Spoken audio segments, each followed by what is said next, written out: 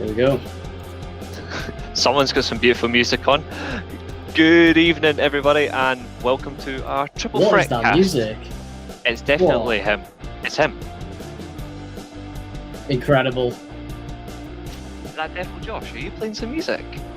Jeez, not me. Like, I can't do Not that. me. Where's that coming from?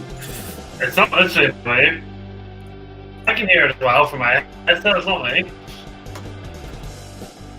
Like, I mute my mic and sing.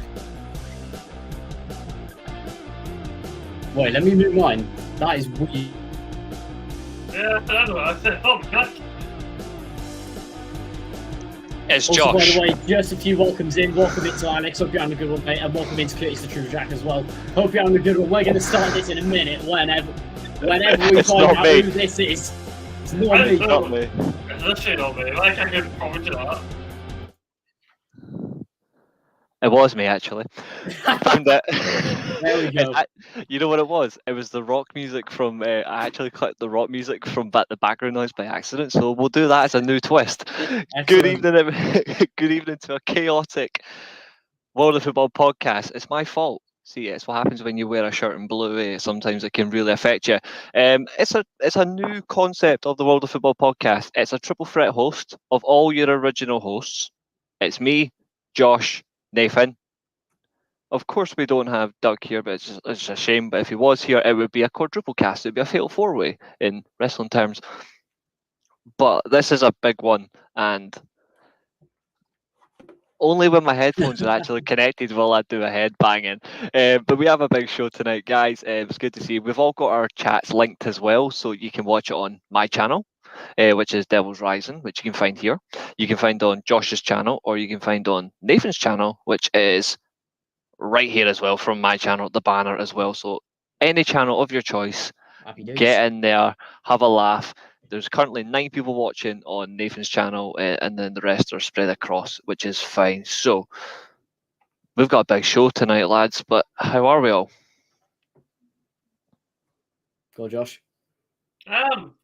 Very tired. Very, very tired. I had a very long shift at work, so, you know, I'm definitely not 100%, but I'm here, even if it's not for the full show, and I'm quite glad to be here, so, yeah. You will be. I definitely won't be.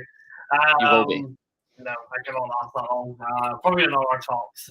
But yeah, so Friday a big interesting weekend. I think a lot of results will be decided from league titles to relegation. So yeah, I hope to get through it all here. I'm very intrigued to talk about a big subject regarding Nathan and obviously a big subject regarding AC Milan. Yeah, they will definitely be coming up tonight. Nathan, yourself, how you doing? I'm doing very well, thanks to Reece. Welcome on and to everyone on my channel once again who's joining us. We've got quite a decent contingent that's come in tonight. Fair play with like 5 minutes. 5 minutes notice, which is absolutely banging. Welcome in Baptiste Ben. What do you think of having for West County qualifying for Europa Conference League?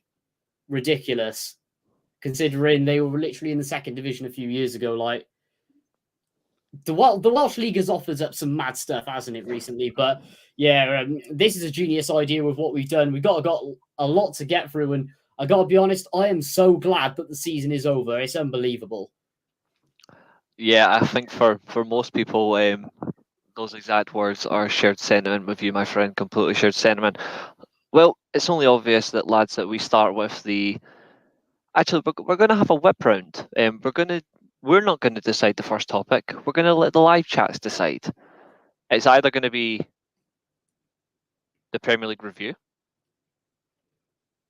Cardiff suing Nantes, and Nathan's rant, the European review, which will include the Champions League, Europa, the Conference League. AC Milan disappoint me like they always do. Well, they don't always, but they have recently. The SPFL, so I can slag off Celtic. But it's up to the live chat. We'll let the live chat decide.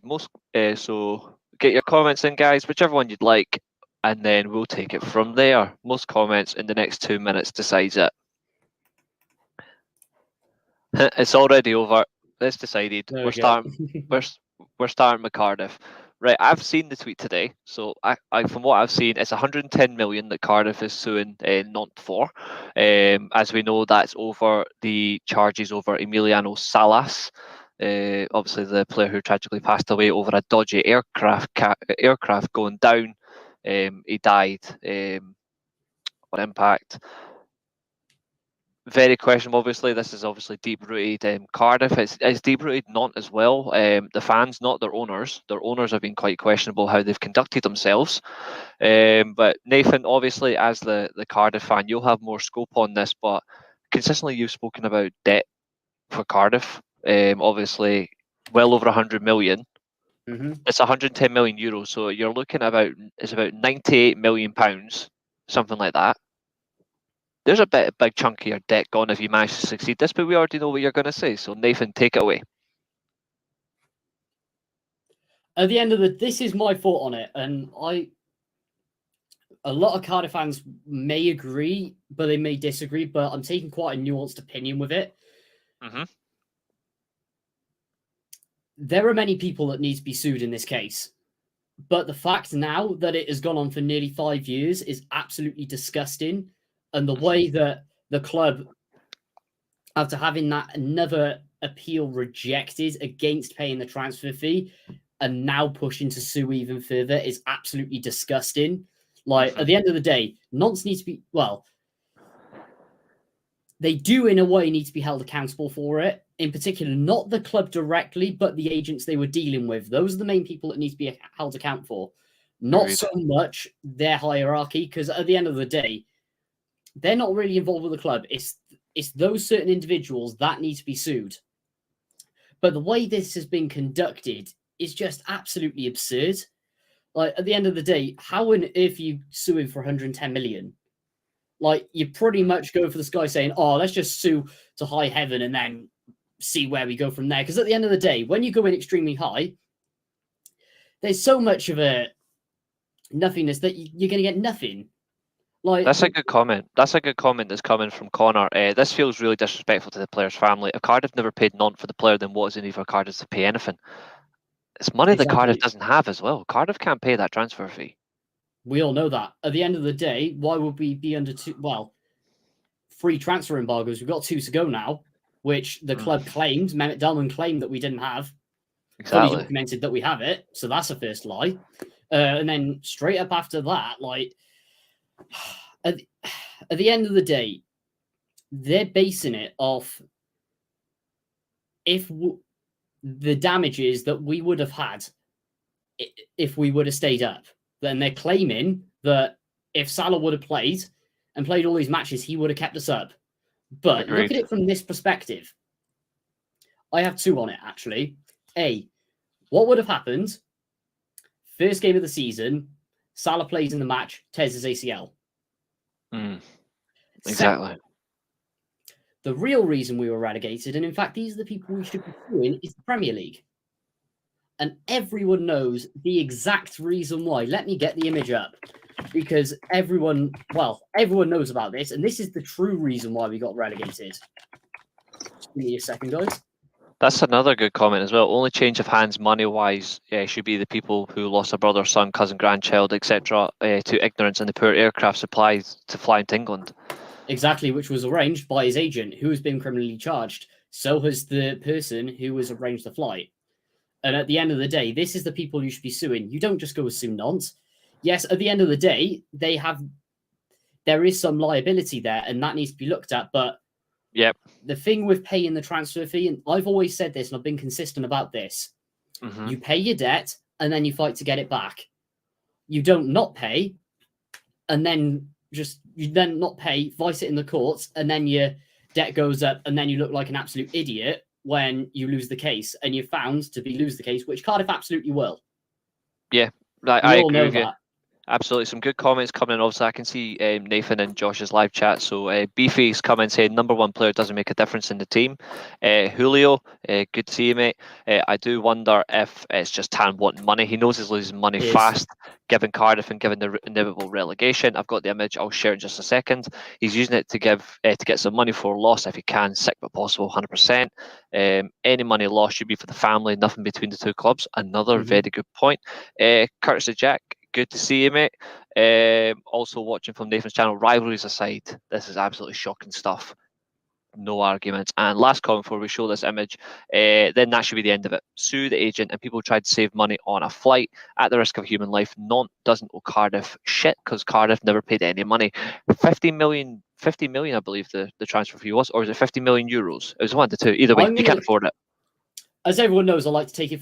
This is the reason why we got relegated over anything, Salah or not. This is what we should be suing for. And the rest of the decisions in that match.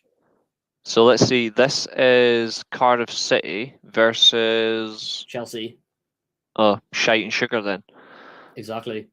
You just got to decide which side you're on. But no, when you look at it as well, like it was quite a long time ago as well. But hey ho, don't blame Nantes because you fucked over your own club. Take responsibility and set your debt like a man. Vincent Tan doesn't know what that means. The problem is with paying the debt and fighting for it back, they go in the case from a position of weakness, and no one wants to do that right or wrong. And it's classic VAR. Well, that wasn't even VAR. That was lack of VAR. But at the end of the day, the perspective I would like to sort of take against Young Talking Smack, like I have to look at it from both sides. Our fans as well are being punished for another man's actions at the club. Like, it should be towards Tan, and the hierarchy should be punished, not over the football club. Because at the end of the day, look at what the fans have been through. Look at the state of the club that is in now because of some extremely poor management of it. And we're going to get on to some even more absurdities in a minute away from this, but... That's a great question. That is a very good question. Josh, what's your thoughts on that question from Beefy?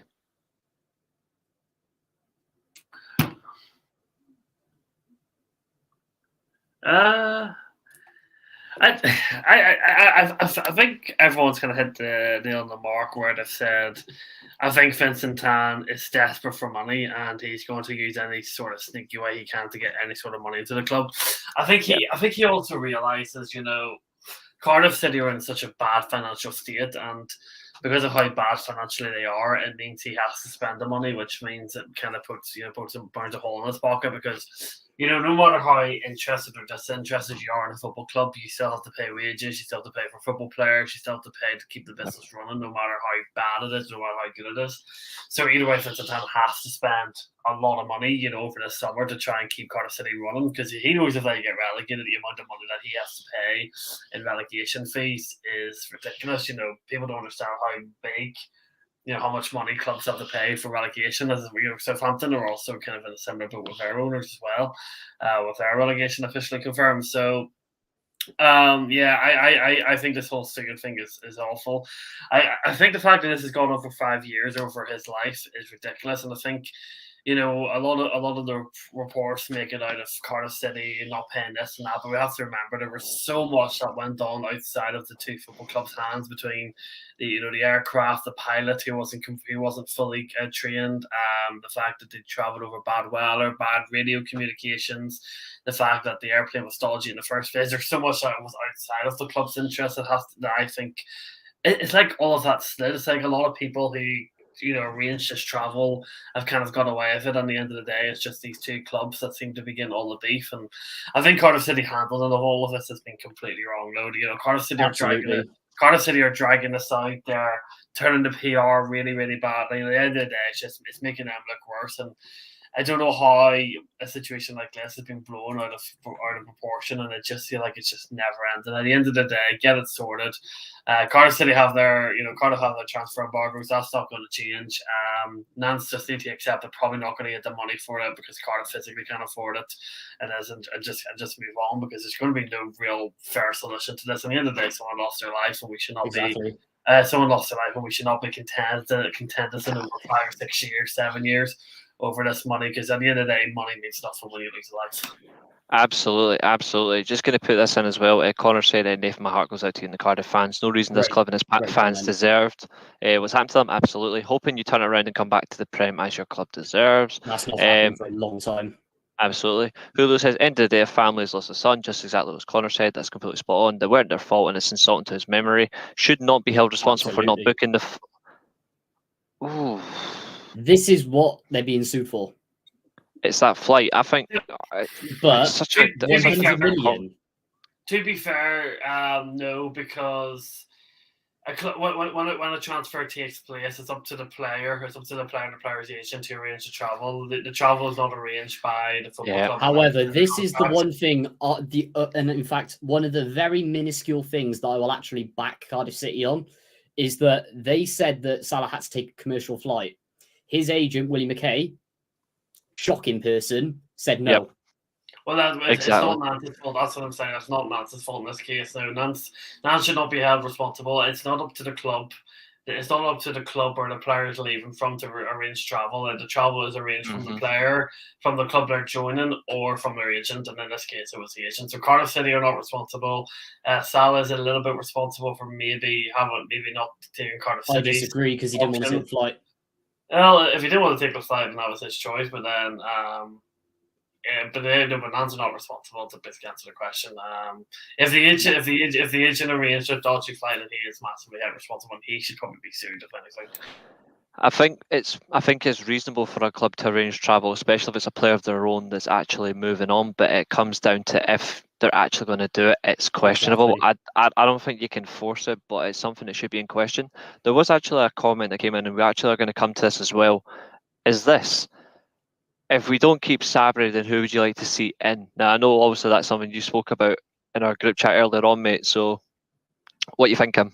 So essentially, what's happened is Vincent Tan has actually flown over. Well, originally he flown over to Europe because it looks like he's going to sell KV Kortrijk.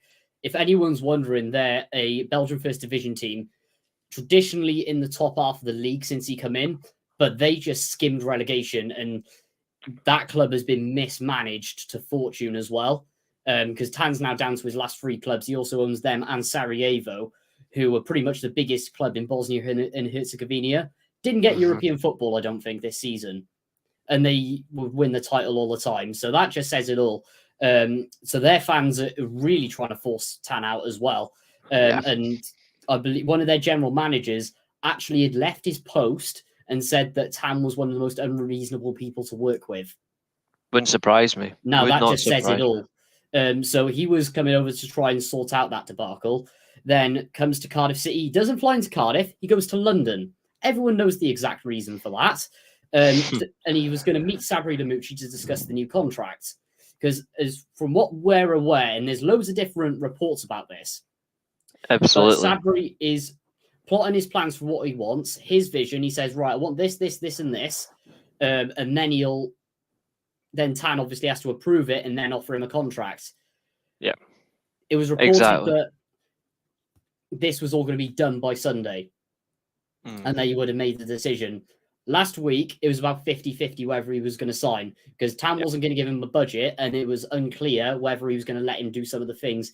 In particular, one of the things is bring in his own coaching staff, implement a philosophy, and do a load of other stuff. The fact that nothing's been announced yet is frightening. Yeah. And even with the reports that it is 50-50, then it's scary stuff, because Lamucci is basically heading into a war at the moment with a plastic spoon. Or he's walking into a war with no army. Exactly. Or something like that. There are a couple of questions in there. Go around it. There is one question that's all round. So we'll start with Josh, and the question comes from Baptist Ben, and the question is: do you think refs are biased against Welsh teams? I honestly don't watch enough. I don't watch enough. Well, seems to be honest, our question fully. I'll probably have to let Nathan answer that one more. But what I would say is, that'll be in correlation to the likes of Newport, Cardiff, Swansea, and Wrexham. Mm-hmm. I haven't watched any. I've watched a wee bit of Wrexham, but not a lot. I definitely haven't watched Newport or no harm, and not very much Cardiff either. When I have been on TV.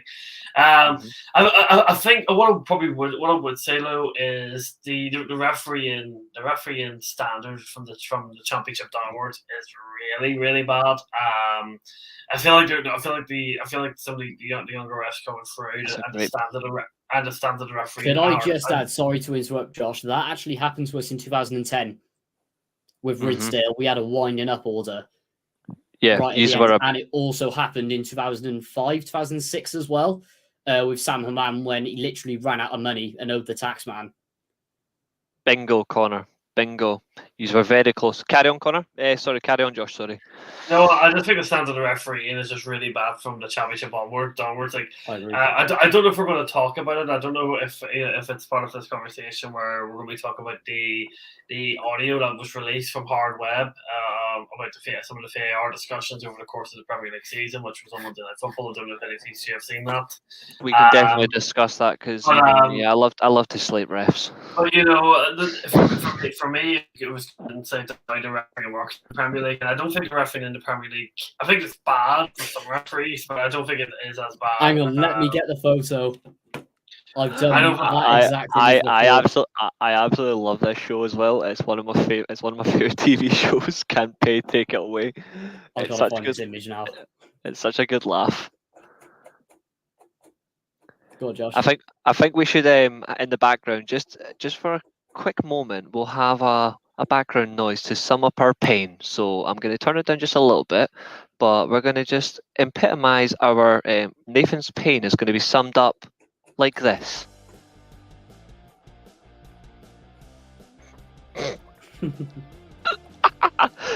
But then again, he's into space. Oh, God. Sound effects, ladies and gentlemen, sound effects. But yeah, here's another one. Actually, there's a question that Beefy actually asked as well. It's obvious Cardiff are going to lose the case, but Nathan, you actually mentioned this before we actually went live. The agents. Should Cardiff have just decided to just go after the agents instead? Although, to be fair, the agents couldn't afford fuck all anyway, so... That's probably why they haven't done it at the end of the day, because there's no guarantee that we'd be able to get payment, because we know that they probably... Oh, there it is. I found it. What a question.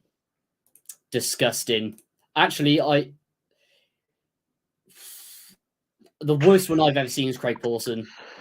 Oh my god. Well, right. To be fair, there's like Kevin.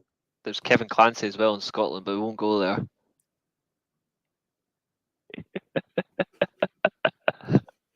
There's the photo. Oh well, the fun and joys of Camper. Take it away. Starting Cardiff City. Oh. Now we that's never another thing I'm worried about. We never thought of that, gentlemen. Go on then. Josh, split you. You take this one away. Should Nantes countersuit on the basis of frivolous accusations? No, because at the end of that, the one thing that people really need to understand about the whole situation of 5 years, see the amount of money this whole thing costs both teams, from lawyers to money to time to representatives to get evidence together. The amount of time and money this whole thing costs over the course of 5 years is awful. Cardiff City generally cannot financially keep on going with us, much longer. And not to, another club are going to get relegated in the French League in any time. They're not going to go win French League. But again, financially they could give so much money towards their team and to the investment of the club, then and spending it on the amount of money that they would have to spend to do a counter sue on something that isn't exactly 100% concrete or something that 100% when it's not really fully worth it. So they would save so much money on lawyer fees and trying to get the evidence and all that stuff together. So I honestly do not think that Nantes will go as far as counter suing. I think Nantes just want us to be over. I said the amount of money for both clubs in everything will save them money. Oh my, that's comment of the night. So far as actual peak. It's funny. Should Nantes and Cardiff team up to file against the agent to compensate the lost transfer fee for Nantes and the lost money and merch, etc. for Cardiff? I wouldn't say it was lost revenue from merch, to be honest, because at the end of the day, we'd still be getting that anyway. But agreed. I don't think that would ever happen either way, just because the relationship is completely broken down. We already know. I take it Beefy's a Cardiff fan. Yeah. Beefy, we already know the amount of times Nathan says on the show, you don't have any budget. let's be real, like, no disrespect, but the only budget you've got is 50p and a bloody Freddo. Like, Exactly. I genuinely feel sorry for you. You're humped. Like, I genuinely feel sorry for you in that sense. Like, you are absolutely screwed. I hope you can find a way out of it. I hope you can somehow get like somebody will come in and want to buy your club and try and change things around. But the way things are going, saying you're screwed would be an understatement. Exactly. It'd be a severe understatement and disrespect to say you're screwed. Because the thing that I'm in particular worried about is Sabri actually going to sign the contract? Because that'll be the first one. Because it's already been reported that straight off, he wants to change the backroom staff completely, which has happened many a time. And B, he also wants to bring in 5 players straight away. What a comment! What a comment! I like this guy. There's no wrong. I like this guy, Beefy. I like Beefy. Reminds me of Still Game. Beefy Bake. Gotta love my shows. Right, we'll move on for a little. Actually, no, we actually do have a guest for this one briefly, but he can actually have some insight. Brought Connor in because Connor can actually give some legal insight. Here we go. Welcome. Or legal point of view. Good to see you, mate. Live from good to be here. Live from the US of sleep. Yeah, my legal brain's just kind of running. Cause I'm on. So I've been dealing with attorneys all day. So I've been having to throw around a bunch of legal jargon. So this is like, oh, this is perfect. Give me something that's got to do with court. Absolutely. So, what's your point of view on this one, then, mate? Like, if you had to think about like the whole situation with Cardiff and the whole. I mean, the whole situation. It's when you think about it on a moral standpoint, it's just kind of a depressing thing to think about and a depressing thing to see. From a legal standpoint, this calls into question. I mean, all this is really going to do, and I kind of agree with what you guys are saying, there's no chance that Cardiff has legs to stand on to win this case. This is going to be something that's going to end up making Tan, the owner of Cardiff, just look really bad and look kind of disgusting as a human being, which I know Cardiff, Nathan, you'll agree with me, he already kind of looks like that. So this doesn't, That's an understatement. Yeah, this isn't going to change anything for you guys because you already think that. But, this is really going to show his true colors to those outside of Cardiff, because now you've not only, Cardiff is it's a Welsh town, so it's not really gotten a lot of news how bad it's been at Cardiff outside of maybe those in the Premier League or even just those that are in the same league with Cardiff that no one else has really heard about it. When you take it something like this where it's a suit against a French team, now it's like, all right, you've grabbed France's attention. You've grabbed the attention of a lot of teams that are in Ligue 1, which is the top league in France. This is going to get way more attention, especially on the situation. This might be, honestly, the first big break that is kind of in the little trickle down. This is the first trickle that might cause Tan to have to sell. Because now he's going to start getting pressure from those around. But if I'm not, I'm getting that and laughing and being happy. Because in my mind, if I'm the owner of Nantes, I'm going, okay, he's just given me full, absolute power to countersue. And he knows, I think Nantes knows if they countersue, they win. There's no, because it's the basis of this is just frivolous accusations and a attempt of someone who doesn't have the money to pay off a debt that he can't or refuses to use his own money, so he wants to try and figure out a way. And that's why it's taken 5 years for him to do this. He's been trying to figure out a way for 5 years to get rid of this debt. And he goes, wait a second. I can use suing the team that didn't give me a player that I wanted to get the money that I can use to pay off without paying any of my own. So absolutely. If I'm not, I think the only thing that stops him possibly is that if they countersue and they win, it's one of those situations where, and we see it all the time, with law, with cases like this, and just suing for civil money in general. A lot of times, suing someone for any amount of money can sometimes just be a waste of time if they don't have the money to pay it. If Tan truly is as broke as we hear and he doesn't have the money, then the main reason that they don't countersue is because they know even if they win, it's like, great, they have a piece of paper saying that they won, but they're not going to see any of the money because Tan doesn't have the money to pay them. Yeah, absolutely. Absolutely. That's an interesting take on it. Beefy, you can message me. I mean, that's my socials are literally right there by the small defined print. Or if you want, just drop your question in the live chats. I can see Nathan's live chat directly from here. Connor, thanks for that great insight, mate. I really do appreciate it. I mean, especially from yourself, like a legal perspective, it's always good to have that sort of that in the hand. Ben saying, I'm wide for Cardiff, mate. The only way we can get Cabba is if we offer 50p free shirt and a Greg's Pizza. And I know him, he will sign the deal. There's so much on offer, there really is. Begs to differ, but it's such a massive tangent that it would. There's so much on a grand scale to say that it's hard to question. We'll move on though. To lay it on the line just before we end, Mhm. want both of you guys' predictions. What do you think is going to happen between now and the end of the year with Cardiff? Because if I'm honest, I absolutely have no idea at this point. It's either going to be, well, disaster or disaster, but I don't know, which way it's going to go. It really is. I'm honestly not sure. In the respect to things, I honestly haven't got a clue. Like I don't have a clue at all. Guys, these are the channels. Obviously, Nathan's channel and Josh's channel. Please go over there. Give them a little bit of viewing from their channel as well. It's always good to get some views on there and build things up. Cheers for having me on for a quick moment. No worries, mate. It's good to have you on. Can't message you on Twitter, bro. So I'll tweet to you. That's fine. I actually do have like comments in there. So if you want, like, even just come on the live chat and just whatever you want to ask, like if you want to ask anything football related, just ask straight away and I'll reply to you. He's already said that. I think they'll cover this suit will spell what the future holds for Cardiff. Yep. Mm-hmm. None of you can afford it. Let's be real. None of you. Yeah, Tam wants 200 million for Cardiff, which will supposedly recoup what he's put into it. But everyone knows at the end of the day, no one's gonna pay 200 million for this mess. Yeah. But there is a shitload to get on that sense. We are going to move on though, and time for some even more fun. Premier League. The season's already over. Yep. Arsenal doing what they do best, bottling bigger than Tottenham, which is official. The league can be won. Great comment by Mark. Never trust a man who wears his trousers as high as Tan used to do it back in the day. Aye, that's good point, First Minister.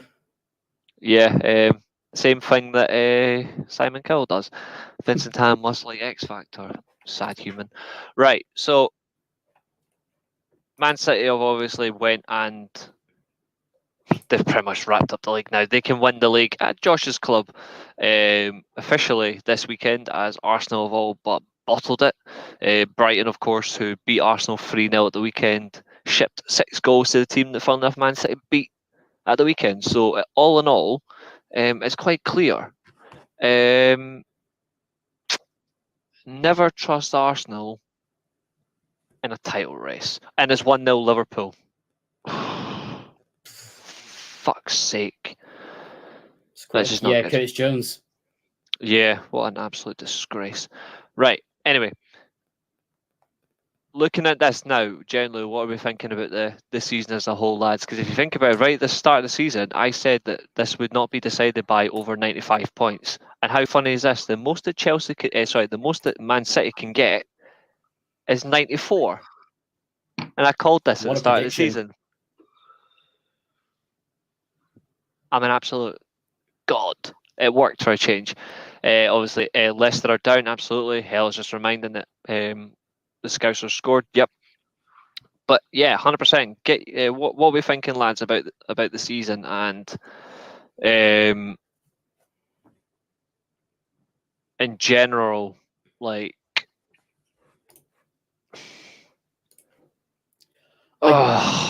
They've done the three-peat, which really annoys me even more. But they're now a step closer to a treble, which I hope never happens, but they are, unfortunately. But when you look at the season as well, Arsenal were top of the league for 94% of the season. They were, and if I'm honest, I've said this before. I think this bottling by Arsenal is worse than the Gerrard slip. You have indeed. And it's worse than any time that Tottenham have bottled anything. Oh, absolutely. But the thing that everyone has to remember at the end of the day is the length of time that they were top of the league for. And the main reason that it's happened is they've run out of steam. They've been worked out. Look at the Brighton game. Absolutely. Well, I agree with you on that, except because Arteta's formation personnel style, whatever you want to call it, from day one to now, it's been exactly the same. But mid-season there, Pep Guardiola changed his kind of formula. He played this 3-2-3-1 formation and started playing John Stones in the middle and started playing three at the back, and all these Kevin De Bruyne and Gundogan and Bernardo Silva all on the same team. And since then, Manchester City has just been absolutely incredible. So yeah, The thing I would Straight up Man by City have Tarrant, been straight up. incredible, to be fair, but at the end of the day, Arsenal were consistent until April. Like, Man City could have been this dominant all the way through, but at the end of the day, they still wouldn't have got to the lengths that Arsenal did at the start of the season. But ultimately, like, what happens? Like, it all seemed to turn around on the 9th of April. Like, if we compare the teams, because they obviously beat Leeds 4-1, played the standard 4-3-3. What happens? Like, how can you go from that to that in such a short period of time? Team hasn't been changed. What's happened? It can be mentally. Mentally they were worn out. Physically they could be worn out. It's also easy. It's also the opposite team you're playing to tactically review the data and the information from that game before, and be able to focus your tactics in place to counteract it. I think there's loads. Like, the injuries haven't helped, and the thing that's going to be a real issue for Arsenal. The thing that's going to be a real big issue for Arsenal next season, I think both of you will definitely agree with me on this. How are they going to cope in Europe next year? Because they don't have a big squad. We've clearly seen that their depth options when they've lost Zinchenko and they've lost Xhaka and they've lost Saliba. They clearly don't have the players anywhere near as good quality to come into the team and do a job. So how are Arsenal going to cope in the Champions League next season? Are they going to invest in the squad to get depth to be able to cover all these positions to a good standard, or are they not going to be able to cope, and are they just going to fall back off to a cliff and contest for top four next season? I think that's a very key point for Arsenal, because clearly the depth is not good, for them to cover those injuries, which is one reason why they fell off, like Saliba, for example.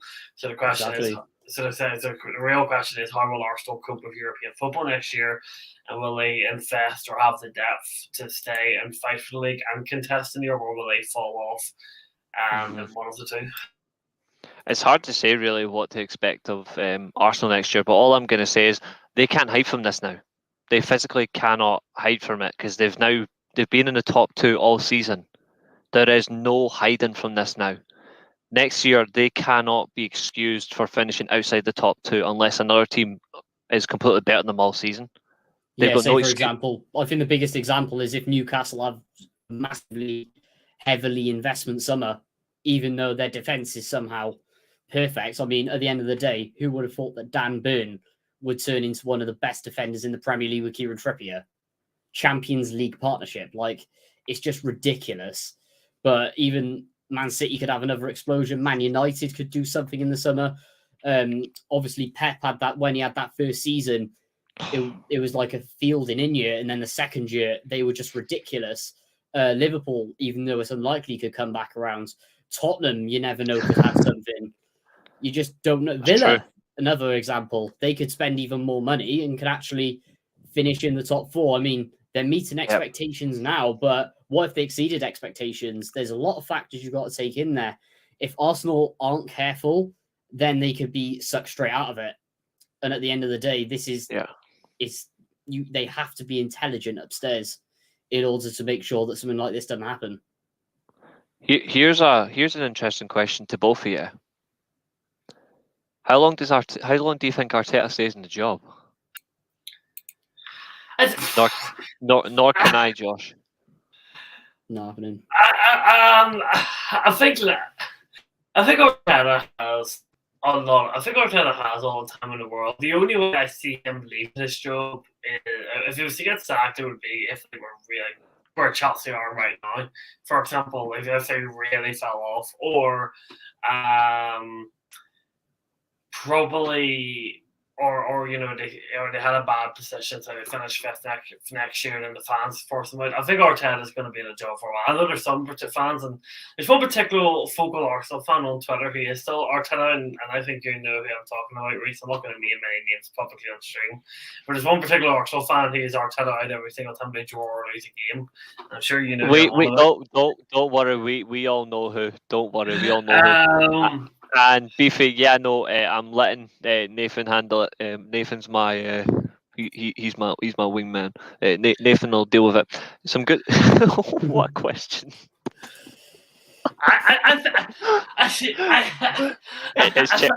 It's Chelsea. Let's be real. It's such a good question, but I think it's in two completely different ways.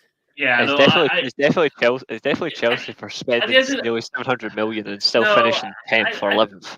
I don't think so, because from Cardiff City, it's more off the field stuff. I don't think Cardiff City fans were expecting a miracle this season, but I think it's more the fact that I wasn't expecting this. Well, everyone knows from my perspective, I said top half finish minimum, considering the turnover in the summer and the fact I backed Morrison so much, but it's off the field.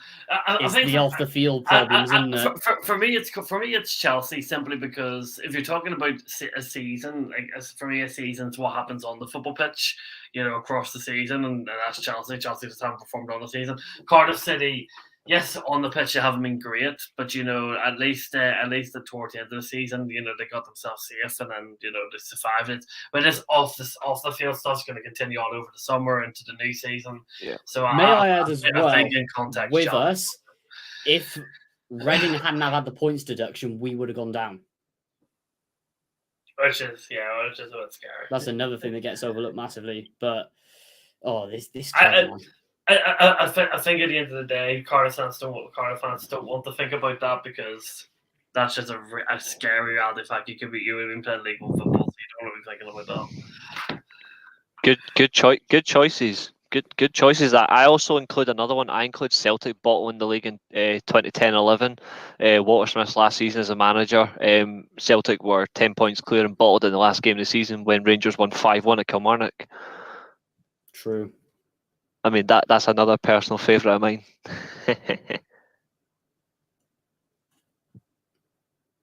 Interesting. But yeah, for me, it's all about the summer. When it comes, if we go back to Arsenal, because when was the last? Well, Arsenal haven't had proper European football for years. Yes, they've had hints in the Europa League. They haven't been in Conference League yet, out of Europe, but they haven't been in the Champions League for, I think, a good 5-6 years now. So it's good, and that's a bigger kettle of fish than it is with the Europa League. So it's really just, can they adapt well? They need the squad depth in. But the Champions League is so much more difficult too, because you don't go into every single tie thinking, right, you're the favourites, you're going to win this. You can in Europa League, or obviously the Conference League as well, you can make easily 5-6 changes to your team, even though the quality's not great, that that you're replacing your main starting team with, and you can still win 3-4 goals easily. The Champions League, no matter if it's a team from the Turkish league, like Istanbul, or a team from County Sheriff, who were who obviously picked up an amazing result at the Bernabeu in their first season in the Champions League. You just cannot underestimate the Champions League. The Champions League is such a unique competition. You have to change your mentality, your tactics, your style, your understanding for it completely. So, yeah, Arsenal are going to be up against it next season, trying to handle Premier League, FA Cup, and the Champions League. And I honestly think that my early prediction, no matter what happens in the transfer window with United, Liverpool, and Chelsea and Arsenal, I also think City are going to run away with it again next season. I just can't see it. Chelsea are not going to be ready. Liverpool aren't going to get fast enough, and I think Arsenal are just not going to be able to compete. I think City will run away with the league again next year. They're the only team for me right now who look like they're going to run away with the league next season. Every other team's either going to be able to cope or not quite ready. They certainly have a lot to do, a lot to change. I think the fact that you've already confirmed your new manager will at least help Chelsea. Arsenal are just so questionable. But it still sums up that you're the game where City can win the league is against you guys. Yeah, I mean that. they'll beat us 3-4-0. There's not a way. There is no hope away. Frank Lampard's going to. There's no way Frank Lampard is going to the Etihad and get a result. It's not happening. It's a blast. It's just not happening. Exactly. That's a good point by Julio. As everyone will be back next year, Liverpool and Chelsea won't be as far down as this season. No one knows what's going to happen with Spurs. No one knows what's going to happen with Spurs. To be fair, Spurs will not be good next season. I think they're going to lose Harry Kane. I don't see a way that Spurs keep Harry Kane and for the season. At the end of the day, there's no point keeping him for one season where he's going to be unhappy, where you're playing not Championship football.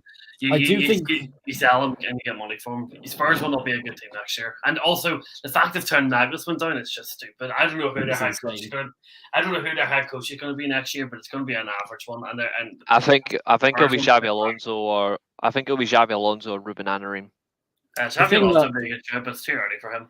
My thought with Spurs is because of some of the aspects they have in their squad, it's going to go either one of two ways. They're either going to do what Chelsea have done this season, completely plummet down the league, or they're going to actually float around top four and just be consistent. But at the end of the day, there's no guarantees with it. The top four. That's very true. But it's just what happens with behind the scenes. There's such an unknown entity at the moment that you cannot tell. The top four for me next season, early on, and my logic simply, I think it'll be City. I think it'll be City, Liverpool, United, and Chelsea. And the only reason why Chelsea are up there for me is Chelsea will have no European football to worry about next season, which, as we've seen with Arsenal, does make an absolute massive difference. And I think no European football for Chelsea next season, as long as Pochettino is as good as I'm hoping he will be, and the evidence proves he'll be in the Champions League. It will be in the Champions League places next season. The thing I would like to ask as well, just to hint them in, is where would you place Newcastle within that lot? I still don't know. You know what I mean? I think Newcastle this season have started showing a lot of holes. If you get me, you've seen where they've been exposed in certain areas. The big thing for them is if they do finish in the top four, there is not a hope in hell they can cope.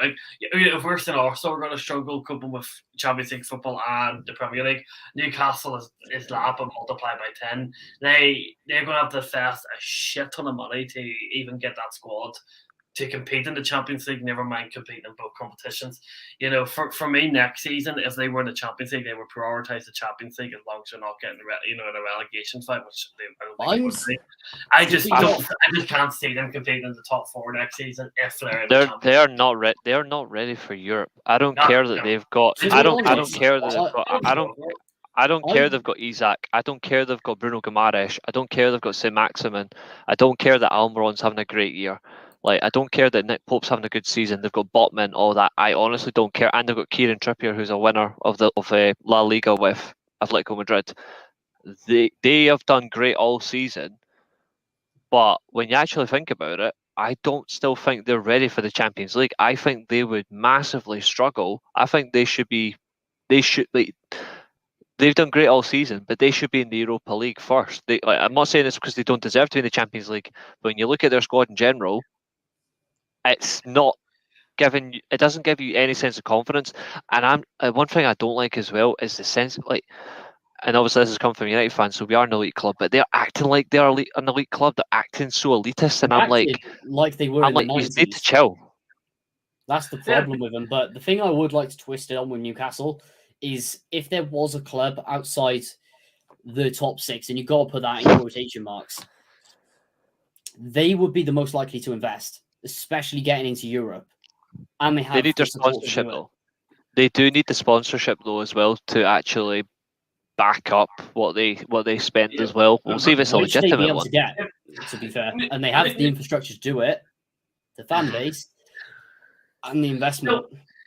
I agree. Beefy, welcome to the stream, by the way. Welcome to the stream, Beefy. All the top six will be investing. Top Bowley will invest in the team. He'll sell a lot of debt, but he'll buy players in. Manchester United could be under Sir Jim Radcliffe at that time.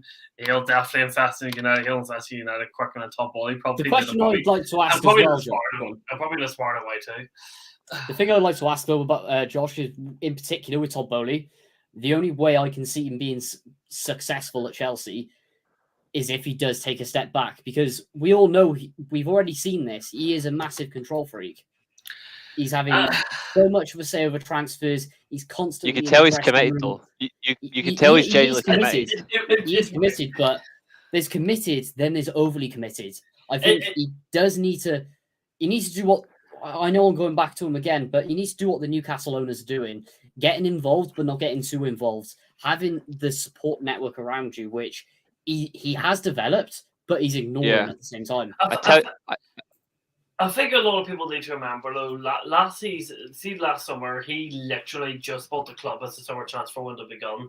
He had no choice but to kick out a lot of Abramovich's people, meaning he had to take over as the sporting director. Like, it was not the fact that he wanted to be a control freak. He kind of had to be, because the squad needed players, but he didn't have enough time to interview sporting directors and sporting people. That's why he had to step in and do the negotiations with Thomas Tuchel. That's why I think this transfer window, the likes of like Aubameyang, for example, and Cucurella, that they were players that, to be honest, if we even had the new owners for 2-3 months where we had time to get people in, I think we never bought Aubameyang.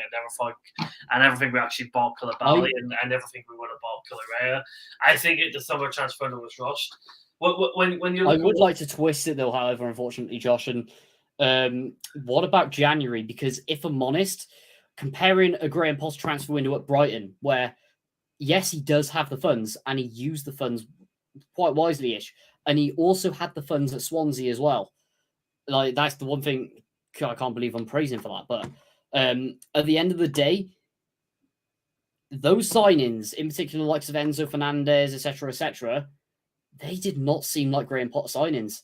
They weren't careful. They didn't fit his system. He didn't get in the players that he needed to strengthen, which we all know he would have. We knew he would have got a number 9 in, and he would have got one on a reasonable deal. So, was it the case of Potter being extremely greedy, or is it Todd Bowley taking over with maybe listening to his sporting director a little bit, but not too much, and going, right, you need in. I think it was more the fact of I think Graham Potter wanted these guys, but I think it was more the fact that it made the dressing room too big. There's far too many players in this Chelsea squad at the moment. Frank Lampard even came out and said it publicly that there's just too many players to work with. I think Graham Potter wanted them people, but I think they've been rushed too much. Mudryk was rushed because Arsenal wanted them, so we wanted to beat Arsenal. We wanted to beat Arsenal to get Mudryk, which meant we had to pay a higher price.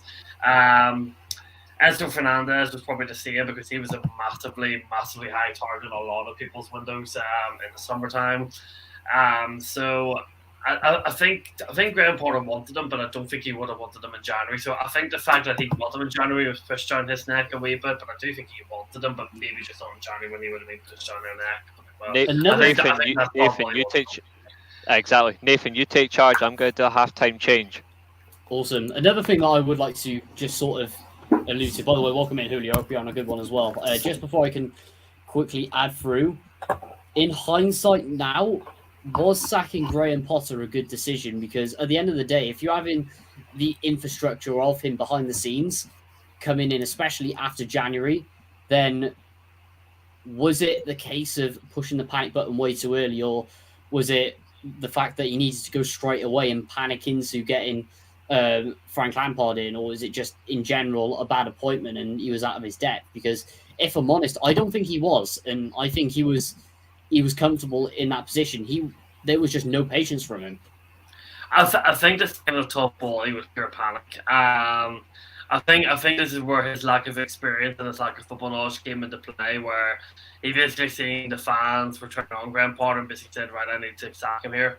I think if he sat back and maybe took a bit more advice, I would have personally just kept Graham Potter until the end of the season. If there really was no progression, then he sacked him and then he took it from there. I didn't understand the logic of sacking Graham Potter and bringing in Frank Lampard, who, yes, Frank Lampard may be a legend of the club and the fans have always liked Frank Lampard, but tactically as a manager, he's dreadful. He's every single game he's managed Chelsea and he's been tactically outdone. Even at Bournemouth, we were very lucky to get away with a win there. So I think it was the wrong decision to bring Frank Lampard in. It didn't help the players because it didn't have the players there wanted him sacked in the first place, such as hacking Christian Pulisic and Kepa and all of that stuff. So I think that was the inexperience. I would have kept Graham Potter, and I feel like he made a bit of a rash decision there. I think Graham Potter would have been sacked at the end of the season even if he did stay, but sacking Graham Potter to bring in Frank Lampard just never really made any sense. No, if you were really sad to say, all right, we're going to bring in Frank Lampard for Graham Potter, then I really would have disagreed with that decision at the time. But I think he is committed. He's going to make mistakes along the way. He's trying to get things right. So I regarded Romelu Lukaku. He'll be back in pre-season. Will he be the starting striker next season? I do not know. That really depends on the window and Pochettino. But he'll be back with us in pre-season, and he'll play pre-season games with us. I'm certain about that. Julia, what's your thoughts on this? Firstly, good evening, all of you. It's good to be back. Yeah, I think, firstly, in terms of Graham Potter getting sacked, I actually think it was the right decision because the reports come out of how he'd lost. It was almost like he'd lost the dressing room, not just because not because they hated him for any reason, but almost like he didn't have the respect of that dressing room. You know, you think of Chelsea managers of the past in regards to I know this is not Chelsea of old in terms of the style of managers they're hiring, and it's shown, but all those managers came in with a certain aura for a big club. And I think David Moyes had the same problem at United, where there are some managers out there who are perfect for a certain level, and I think Graham Potter was way out of his depth at Chelsea. You hear the way people the way people talk about Pochettino, for example. Granted, like the likes of Adam Lallana didn't play at a particularly high level with him, but the way they talk about him with such an aura and such a presence, and he's already got some credibility in his Spurs job in terms of it's a similar kind of young team, bringing players through and settling everything, almost like a bit of a process job. I think that helps. I don't think the PSG job for Pochettino counts in terms of his CV because, like I've mentioned before with Reece and Nathan, PSG is a nutcase club for anyone who wants to go in and set up in a certain way. Whereas if you're a manager with a presence and an aura and you're all about man management, then that's the perfect place for you. In terms of, so I think Pochettino was the right appointment. I think that there will be a fire sale in the summer. Too much. I think there will be a fire sale in the summer because Chelsea have always had a big squad, but now it's to the point where you've brought in so many players are going to go out the door. And it's going to be interesting to see what happens with Chelsea in the summer. It'll be very telling as to what happens. That's very. I'll applaud that. That's. Yeah, in terms of, because also there are players out on loan that I reckon will get given an opportunity in pre-season. I remember pre-season, not last summer, the summer before, where I think Chelsea had 30 or so players. You're seeing the likes of Bakayoko in training with Thomas Tuchel. Now, obviously, Bakayoko... He's shit. But you see my point, that when you're getting loan players coming back, like the likes of Danny Drinkwater, Timu Bakayoko, training at Chelsea until they get their move, I think it's very telling how big and their squad is, and they've still got a lot of that. Some absolute dross out on loan. So, for example, I think he'll experiment with Lukaku. I think Lukaku is misprofiled. I think he's just I think the strength and the pace he's got are great attributes, but I just think he's a misprofiled fox in the box rather than a target man. I think he can be a good presence up top in some cases, but I think really. If he sets up the right way, he'll, I think Barkley has actually gone permanently to Nice. I could be wrong on that one. I'm not sure. We already know there's one lone player they're definitely losing in the summer. I know that, and that's Dijon Sterling. He's coming up to Rangers on a free after his loan deal at Stoke finishes. He's going to Rangers on a free, which Barkley's is actually a very good move. Nice, by the way, I've just checked. Barkley's Nice permanently free transfer. So I think with the new regime, it looks like it's going to be a bit easier for them to get rid of players in the sense of it wasn't my money I spent, so I'll just get rid of them how I see fit. I don't care about making money back because those transfers weren't mine. The interesting thing is, obviously, I don't think the players that came in were necessarily Graham Potter's, and I don't think Graham Potter is the kind of person to say, I don't want him. You know, I think it'll be a case of, well, I'm not going to say no to him exactly. He seems like a decent player.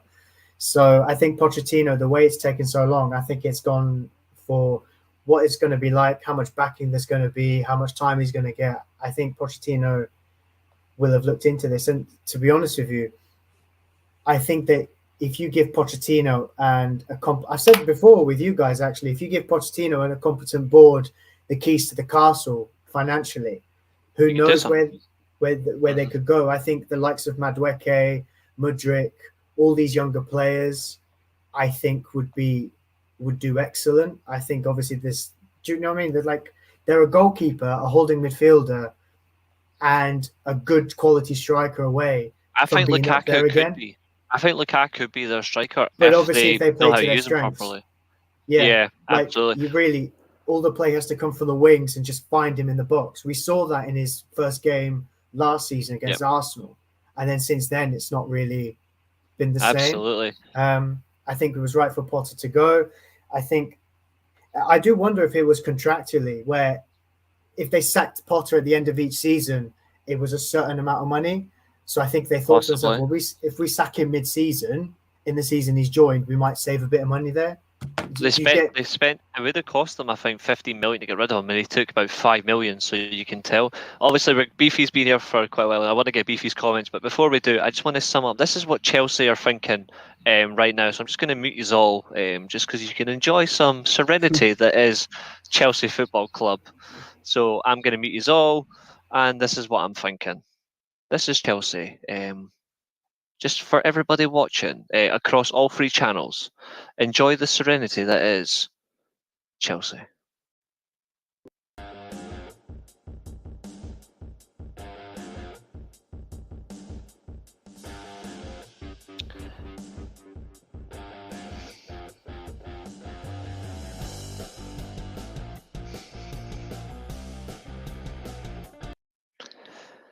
That was Chelsea.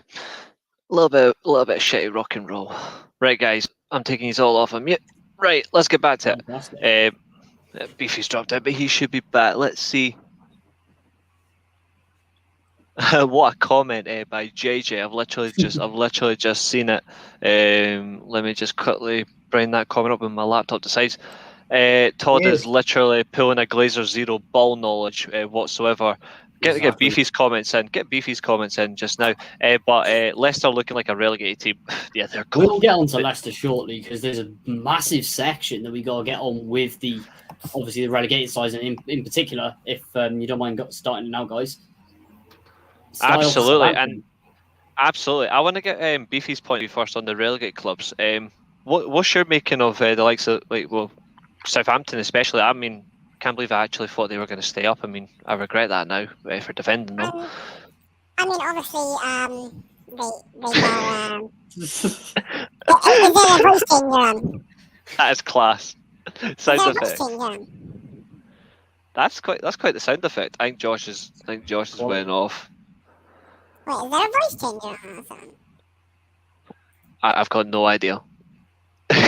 Even Andrew's laughing. Is that I'm so confused.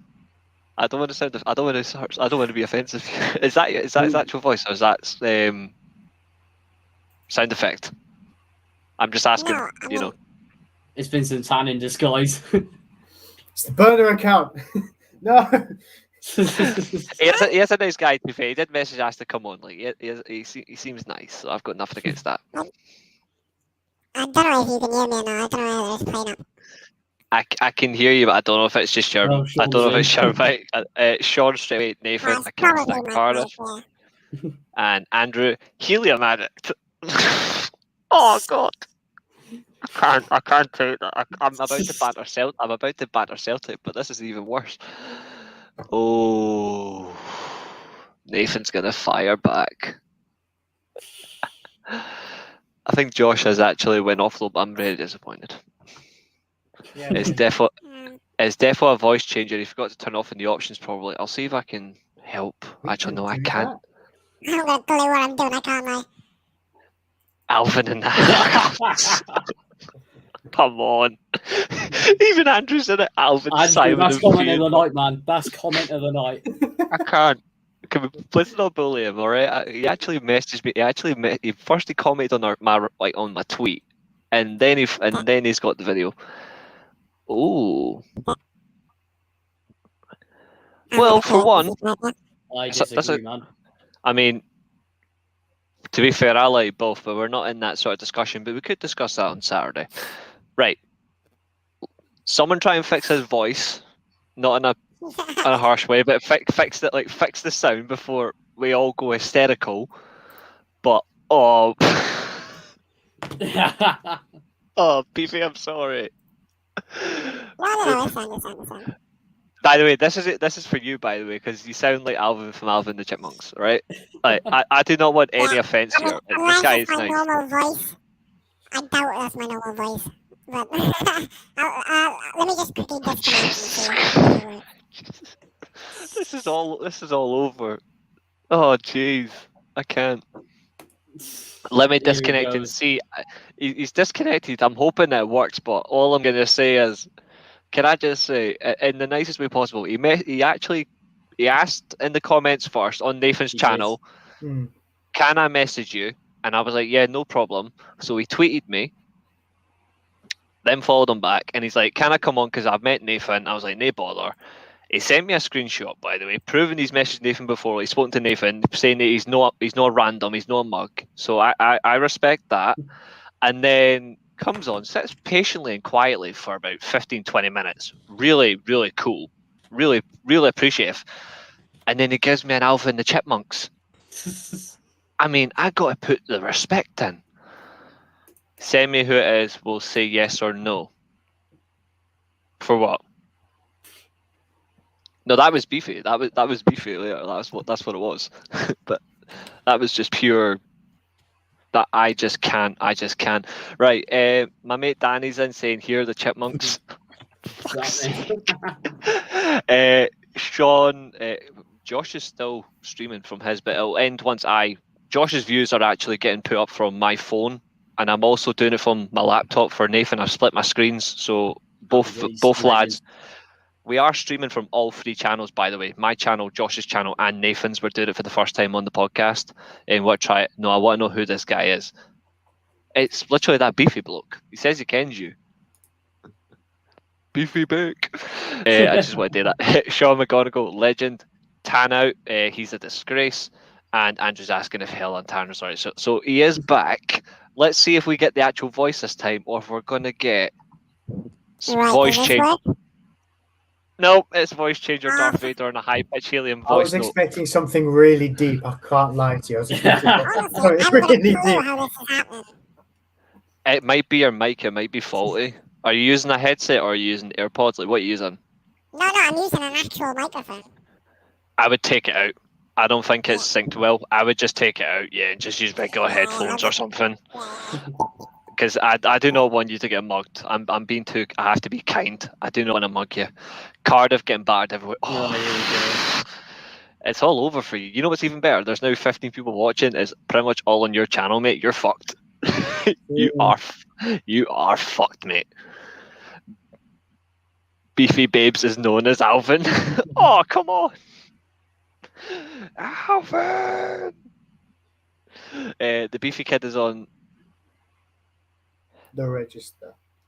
Don't. Fair enough. Yeah, I was getting the sound of it. And to be fair, I could tell because obviously family, so that's fine.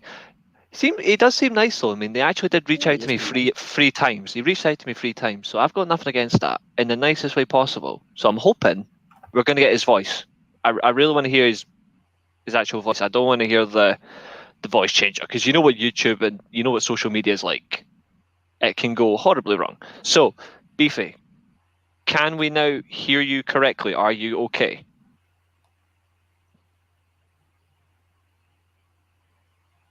And whilst we're doing that, also, agreed, and we've already discussed this earlier on, but I'll let Nathan just run it back. On you go, Nathan.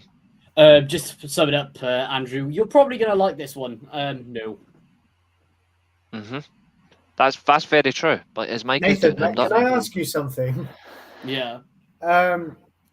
If Cardiff get relegated next season and Northampton stay up in League One, there's a good chance Cardiff will visit Northampton and play Northampton. Exactly. Big up, by the way, they got promoted. I'm so happy. They did, yeah, fair play to Northampton. Nathan would genuinely hate that. Like, no joke. Nathan would genuinely hate going to Northampton. He'd get killed. Yeah. I hate going there as well. Nathan would get killed. He has dropped out, but I'm thinking it's because his mic's disconnected. I think he was going from his phone. I'm hoping when he comes back, it will connect in that way. But I'm praying. Nice. Seems to be a nice lad, the way he reached out to me. I've got nothing against that. He's back. Here we go. It's moment of truth time. Beefy, can we hear you loud and clear?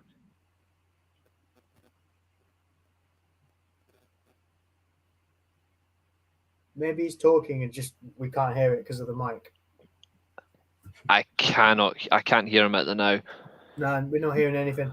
No. Oh, damn. Worst away performance I saw is play. Nathan, see if you can try and help somehow, even just explain like the mic stuff, and maybe you can try and help. Nothing I can do. Go into your computer settings and have a look at it. See if it's connected through the right means. Because sometimes mine used to connect to my webcam, which was just annoying. But yeah, that's probably the best way you can look at it. I'm just actually putting that in the private chat right now, just so I can link. Because I really would like to get his conversation. Yeah, he did have something he wanted to talk about, and I'm all through that. You know me, I was given an opportunity just to enjoy talking about football. I'm doing the same for others as well. Absolutely. But there is 8 people watching. Right, it looks like we're gonna have to.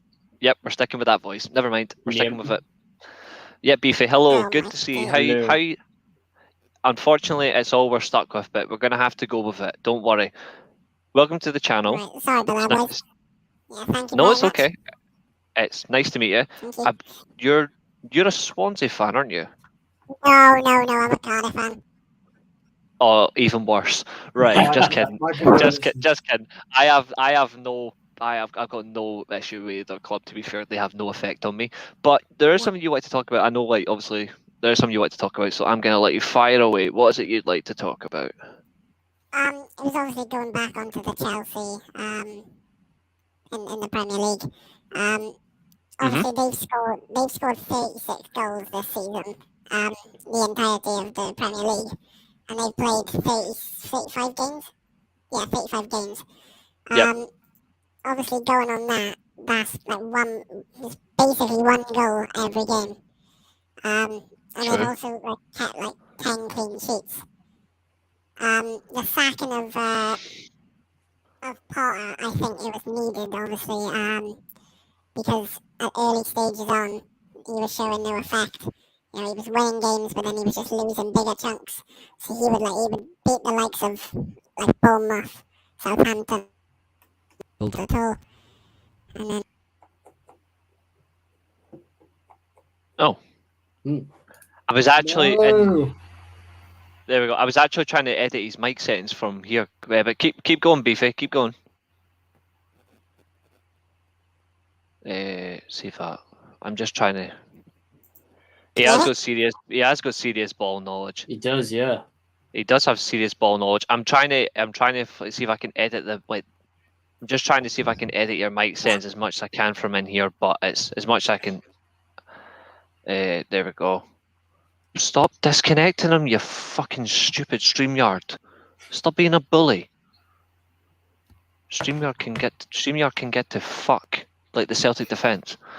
This guy is at least more legible. Oh yes. Although I don't really discuss him, to be fair. No, we don't discuss him. Yeah, cheers, Ken.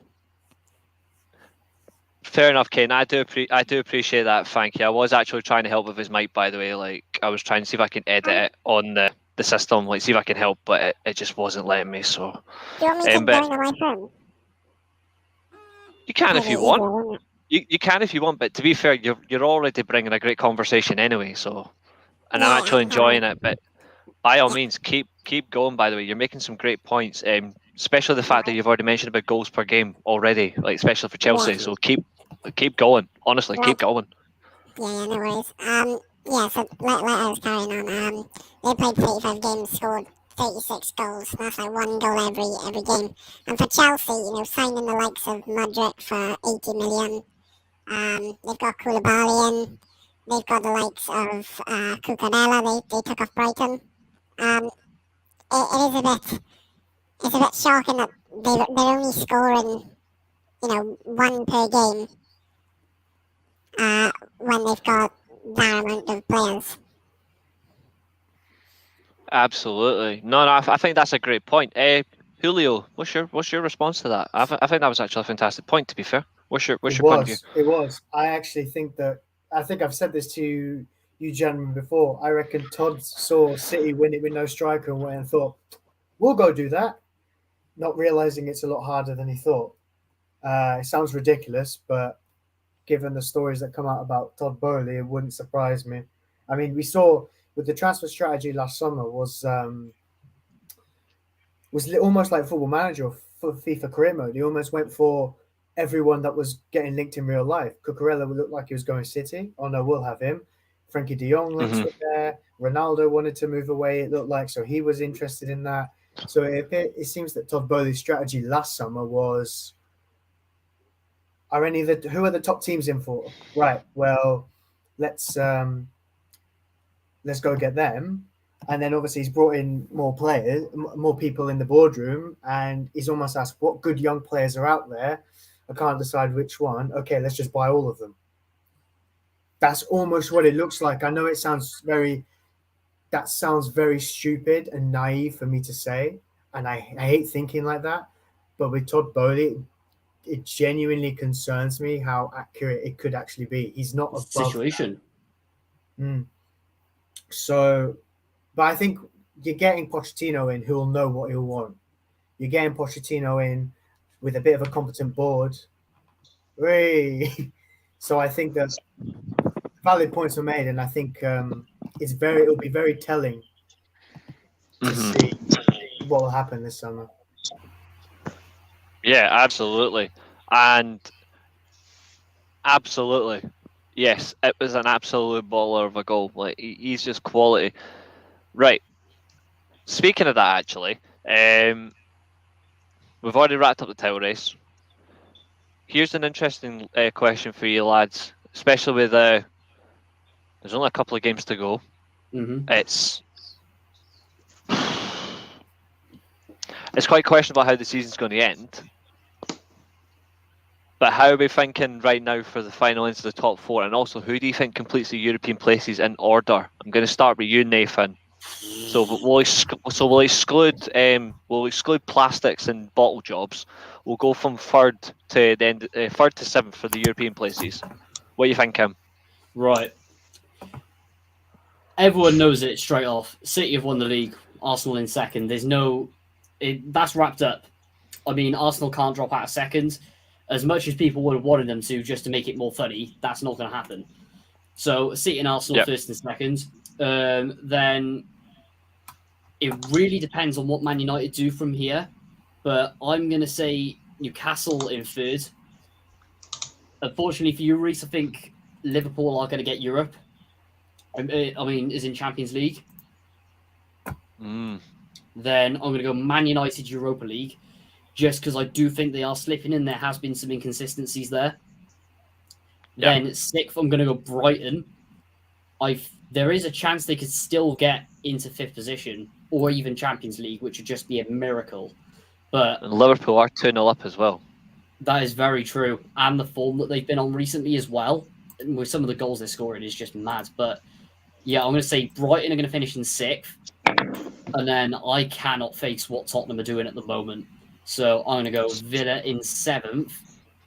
Spurs just in 8th, with Brentford sneaking down their neck.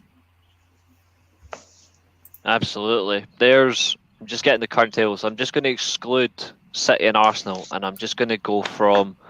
Well, Chelsea, they're just by default. I mean, they're just on Exactly. screen by default. But I'm just going to take this banner down for 1 second. There we go. When it wants to, come on. There we go. Thank you. First of all, I'm just going to reply to one little comment before I do anything else. No, I'm all right, thanks. I don't need any of that. Sunderland are clear. Newcastle can't stand them. No, Sunderland have more trophies. I have a Sunderland have more sneaky trophies than suspicion. Newcastle. I have a sneaky suspicion it's going to be a Sunderland Middlesbrough playoff final. Yeah. Possibly. The thing is, whoever goes up, bar Middlesbrough, it will be funny. Because you're looking at Kenilworth Road. Now, that's basically, you can add the Will Still memes in, you can add the Everton baby meme in, you can add them all in. Everyone knows about Luton. That'll be funny. Sunderland's getting double promoted will be revenge for them getting double relegated. However, them getting double relegated will be more memorable than them getting double promoted, which will still be mad. And then you obviously have Coventry, who pretty much didn't have a home stadium at the start of the year, which, no matter which way you look at it, is mad. But at the end of the day, it's weird because Luton-Sunderland was a fantastic game. There's no denying that. But Middlesbrough-Coventry was dreadful. Go to the Riverside. I do apologise, Coventry fans, but I think Middlesbrough are absolutely destroying you at home. And then I think they're going to take it into the playoff final. For me, whoever wins that Sunderland-Luton are very strong and likely to take it all the way to the Premier League. But at the end of the day, Andrew does have a good point there. Coventry are a good football inside. It's just the case of the consistency there and the mentality that they don't have and they haven't experienced, and the lack of depth as well, in case you get a major injury. For example, you lose Yorkeres, you're finished at the end of the day, and I don't think he is Premier League quality enough. I mean, Andrew, you should know Yorkeres well enough from Swansea, of course, from a few seasons ago. He could not score. Even though he did have the service, he was dreadful in front of goal. But that's another thing you got to say for Sheffield Wednesday. But if I'm honest, at the moment, it is heading for a Sunderland-Middlesbrough final. And I don't know why. I'd like to say Borough, but I think it's going to be Sunderland. But if Luton beats Sunderland, Luton are up. Because that's interesting. Beefy, what's your opinion on that actually for the playoff place? What do you think? So hopefully my voice is better now. Spot on. Yeah. It does not sound like the voice changer. It must have just been your mic. It must have just been your mic affecting your system, maybe. But it's good to hear. It's good to hear your voice. It's good to hear your voice. Yeah, thank you very much. So going on to the playoffs, obviously Sunderland had that massive win against Luton. That could obviously change when they go into the Luton Stadium.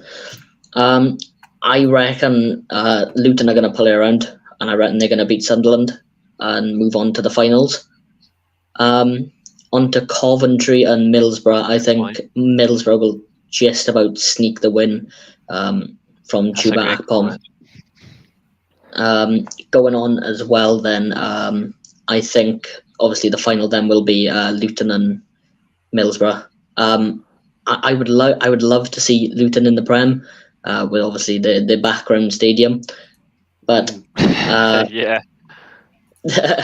I think Middlesbrough will glide past them like nothing. I reckon Akpom, Giles, and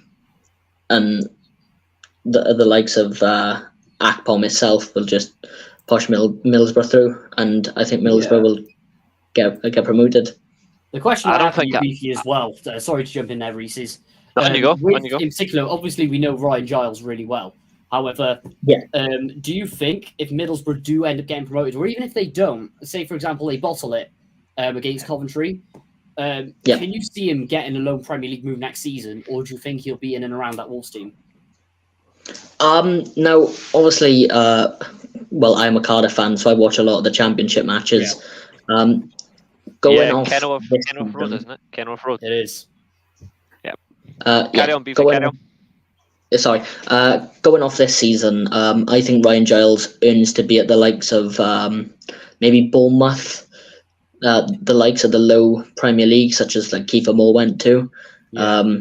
I think that'll boost his confidence a lot more as it's not on loan. Because obviously he was on loan to us last season, and now he's on loan to Middlesbrough this season. I think maybe even Wolves. No, he is at Wolves, isn't he? Yeah, he is at he's under Wolves. contract. I don't think he'll get into the first team with the likes of Semedo. They've got Kilman as well, so I don't think that he'll get into the first squad. So I think maybe a move to maybe Bournemouth, maybe Fulham. Good Good to see you, option. Maze. It's good to see you. Hope you're doing okay. If you want to come on, by the way, Maze, be our guest. Absolutely. Anybody's welcome to come on. Like we're streaming all the way through. Having a Another good bit of question fun. that actually, before I put my question in, Julio, what's your thoughts? On which bit? Oh, sorry, apologies. On championship playoffs. Yeah, I mean, firstly, I want to bring attention to that Notts County comment because I was going Yeah, to of bring that course. up before he Yeah. stole my thunder a It's little a great bit. comment. Because I tweeted about it the weekend that regardless of whether they go up or not, Notts County will finish as champions pretty much every other year. But because that's why I think they have been more impressive than Wrexham this season, just because they don't have the same juice as Wrexham. That's not me hating on Wrexham. I love their story a little bit. They've been through hardships and they got owners in, celebrity owners who are actually trying to help the club. But I think that it shows that we need an extra promotion spot, an extra automatic promotion spot. You know, because imagine if, granted, when they brought the goalkeeper on, I had a feeling that that they would go on to win the shootout. And obviously he pulled off 2 excellent saves. He didn't like my tweet tagging him and saying, take a bow, son. So I was a bit upset that the goalkeeper didn't notice me, but we moved. Certainly were. Yeah. But yeah, certainly moving back on topic. That was a phenomenal And it's- game. I agree. I did I manage love to the- see the end of I it. love seeing non-league football like that get more recognition, and I would love to see that happen more in the future.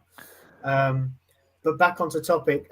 Before the playoffs, I tweeted that I have a sneaky suspicion it's going to be a Sunderland Middlesbrough final. I want to point out that I've seen a lot of people on Twitter that aren't Sunderland fans and who didn't make the playoffs say, complain basically that this Sunderland aren't exactly rags to riches because they've apparently got a £40 million player in their team carrying them. And I want to put a stop to that right now because it's getting ridiculous the lack of research people are doing. Exactly. It's driving me insane. Amad Diallo was a £20 million young signing. The extra 20 million comes from add-ons that haven't been met. So he's not a £40 million player. Granted, it's not a miracle because they do still have some quality in there, I will admit. However, pretty much I think 5 of their main starting 11 or 8 or whatever were League One players last season. A lot of the players they've got in their squad were League One players last season who only made the playoffs. They've played without centre-backs for about a couple of months at one point. They've been bogged down with injuries. A bit of Ahmad Magic has taken them forward, granted. They lost their main striker, Ross Stewart, to a horrible injury earlier in the season, and they've been without him pretty much for half the season, I think it was. Mm-hmm. I think that's what triggered the Gelhardt loan signing. So I think it's still impressive that. Also, the fact was, it was a Millwall fan who I saw tweet this. You brought it on yourself when you were 3-1 up at half-time and you lost. And annoyingly, at half-time, I said to myself, watch Millwall throw this away. And Nathan, I'm pretty sure you've seen my tweet where I say championship final day is goated. I was watching. I had an exam. When was the championship final day? I had an exam last Monday. next day. Yeah, I had an exam the next day. But I had on my setup 2 laptops and a TV, the championship final day, the Millwall game, and the.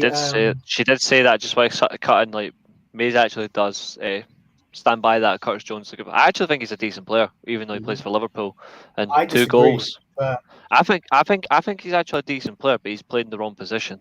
But then again, he's playing for Liverpool, so I don't have to worry about that. Exactly, and to add to Curtis Jones as well, look at Trent Alexander-Arnold, always wrong position. Absolutely, absolutely. And They are. yes, I was watching it. Yes. You are 3-1 up at half time to a Blackburn side who aren't going to get into it. And Blackburn almost said, nah, not on my watch. So thank you, Blackburn Rovers, for doing Sunderland a favour. Literally, as we're discussing Trent, and apparently he's just scored. If he scored, then I'm going to be I'm going to be fuming. Yeah, but I think sorry. Go I was on, just going Julio. to finish my point on the playoffs. No, by all means, keep going. Keep I went going. off a Keep bit on going. the Ahmad point, but I'm getting sick to death, to be honest, of seeing people say, "Oh, Ahmad's 40 million." No, he's not. Do your research. I had someone argue with me on that, something about Arsenal. He was 20 million. Let's be real. Amad Diallo was 20 million from Atalanta when we signed him, but it includes 17 million pounds worth of add-ons. It's split over. It's 3 or 4 separate add-ons on over his fee that will take it to 37. The most that we're going to spend on Amad Diallo alone, in my opinion, is 29 million. I'm just saying this now. Andrew, very interesting question. Anyone remember the Forest bottle job? Is that 2020? He's that brought 2020? He's brought this one. Swansea went around a 3.6 goal deficit. They also bottled it in 2010 and 2011 as well. If anyone has good memory on that, I remember 2011, and then Swansea went on to win the playoffs. Correct. You guys know me as well. Yeah, you guys know me. I'm not much of a I watch Championship now and then, but I've never really been a Championship watcher, so I'm not going to remember that. JJ said Ahmad's too good for the Championship. I think it's too early. Excuse me. I think it's too early for United still want to go to a loan to bottom league Premier League team. I think he should go to Fulham. I think he gets integrated actually next season. I know. Wouldn't be a bad idea. I agreed that Ahmad is too good for the Championship almost, especially that Sunderland had just come up as well. But he needed game time. I think he only played like 9 games for us across 2 seasons, and the Rangers loan didn't exactly work out for him. So he had a few poor performances. Yeah, he had a few poor performances for Rangers. Here's a question. I personally think he should go back out on loan. But if Sunderland get promoted, loan him back to Sunderland for the season. What do you think? No. I worry that Sunderland get battered next season if they're in the Premier League, if they don't recruit properly. Yeah, that was going to follow on to my next question, which I'll wait a little bit for. But yeah, that's... Me too. That's an with the injuries we've had as well, with the injuries Northampton have had in the last few weeks, it's just they saw it over the line, thankfully. They're the local side for you, Northampton Town, They're your local side, Exactly. Yeah, the question I'd like to go back to, which, because in my opinion, this has probably been the weakest Championship season ever in terms of the teams and the squad depths and also squad quality. The question I'd like to ask is, regardless of who's going to win the playoffs and also who, obviously, Sheffield United and Burnley are up, out of the 3 teams that go up, do all 3 drop immediately? Or with the 3 that do drop from the Premier League, who gets at first time just because of the quality disparity with the window that is starting to open up? For me, Burnley are the outlier. And maybe whoever goes down in that 3rd relegation position, even Everton, I do think will struggle, however, or maybe a Leeds if they don't invest well. Are we going to have all 3 teams drop? Or are we... What are we going to see? Well, guys? remember our show last week. Maisie was straight in the comments, and Maisie said it does not matter who's going up. All 3 are getting relegated. No, I don't think so. I think someone stays up. I think someone stays up. So obviously Burnley and Sheffield United are going up. Out of the other 3, obviously there is a big transfer budget between the Championship and the Premier League. So obviously the clubs going up will have obviously a bigger budget to work with, and for all we could know, they could turn into this season's Fulham and become mid-table. But I think Sheffield United will be the one to stay up. I think Burnley, Middlesbrough will come down next season. I reckon Bournemouth will come down next season as well. They are a little bit of a yo-yo club. Second season syndrome. Yeah, yeah. But yeah, I think Sheffield United would just about miss out. Same as Nottingham Forest is this season. Interesting. Yeah, for me, that what I would probably say is I'd have to agree with Maisie last week, but the only one I could see staying up is Burnley. And I don't. Lots of people are putting them 12th and 11th, which I think is absolutely insane. At the end of the day, playing pretty football gets you nowhere. Just look at down West Wales. That's all I will say on that one. But I think Burnley will survive by the skin of their teeth. I think they're going to be like Forest, to be honest. But Sheffield United, I'm going to say they are going to come down just because of Heckingbottom, I think, is going to implode. Ryan Brewster, well, everyone knows that the hype has completely gone for him. Remember the hype all those years ago as well? And I just think they're going to completely implode.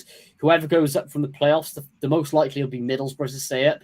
Sunderland, I don't think they will have enough, providing they recruit well. Coventry just don't have the finances, unfortunately. And Luton, they have to moneyball it. So they have to invest like a Brentford or a Brighton just to get successful. Low budget, but smart recruitment, which I can't see. It'd be a fairy tale from stay up, but they have to nail it on with the free transfers. Whereas coming down, Southampton are quite extreme. In fact, dead certain to, if they get the managerial appointment right in the summer to go back up, I think they're in the best position out of the rest of them. Leicester, I think, are going to struggle if they do drop. Same with Everton.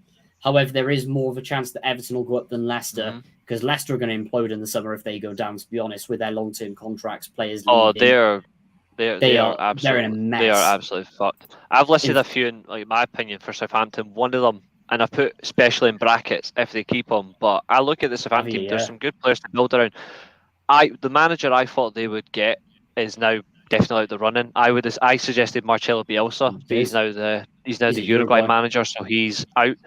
But I don't know. I think they might keep Ruben Shelish. Good question by Ravi. Thoughts how teams best manage players so they don't get burnt out and injured so frequently? Full rotation.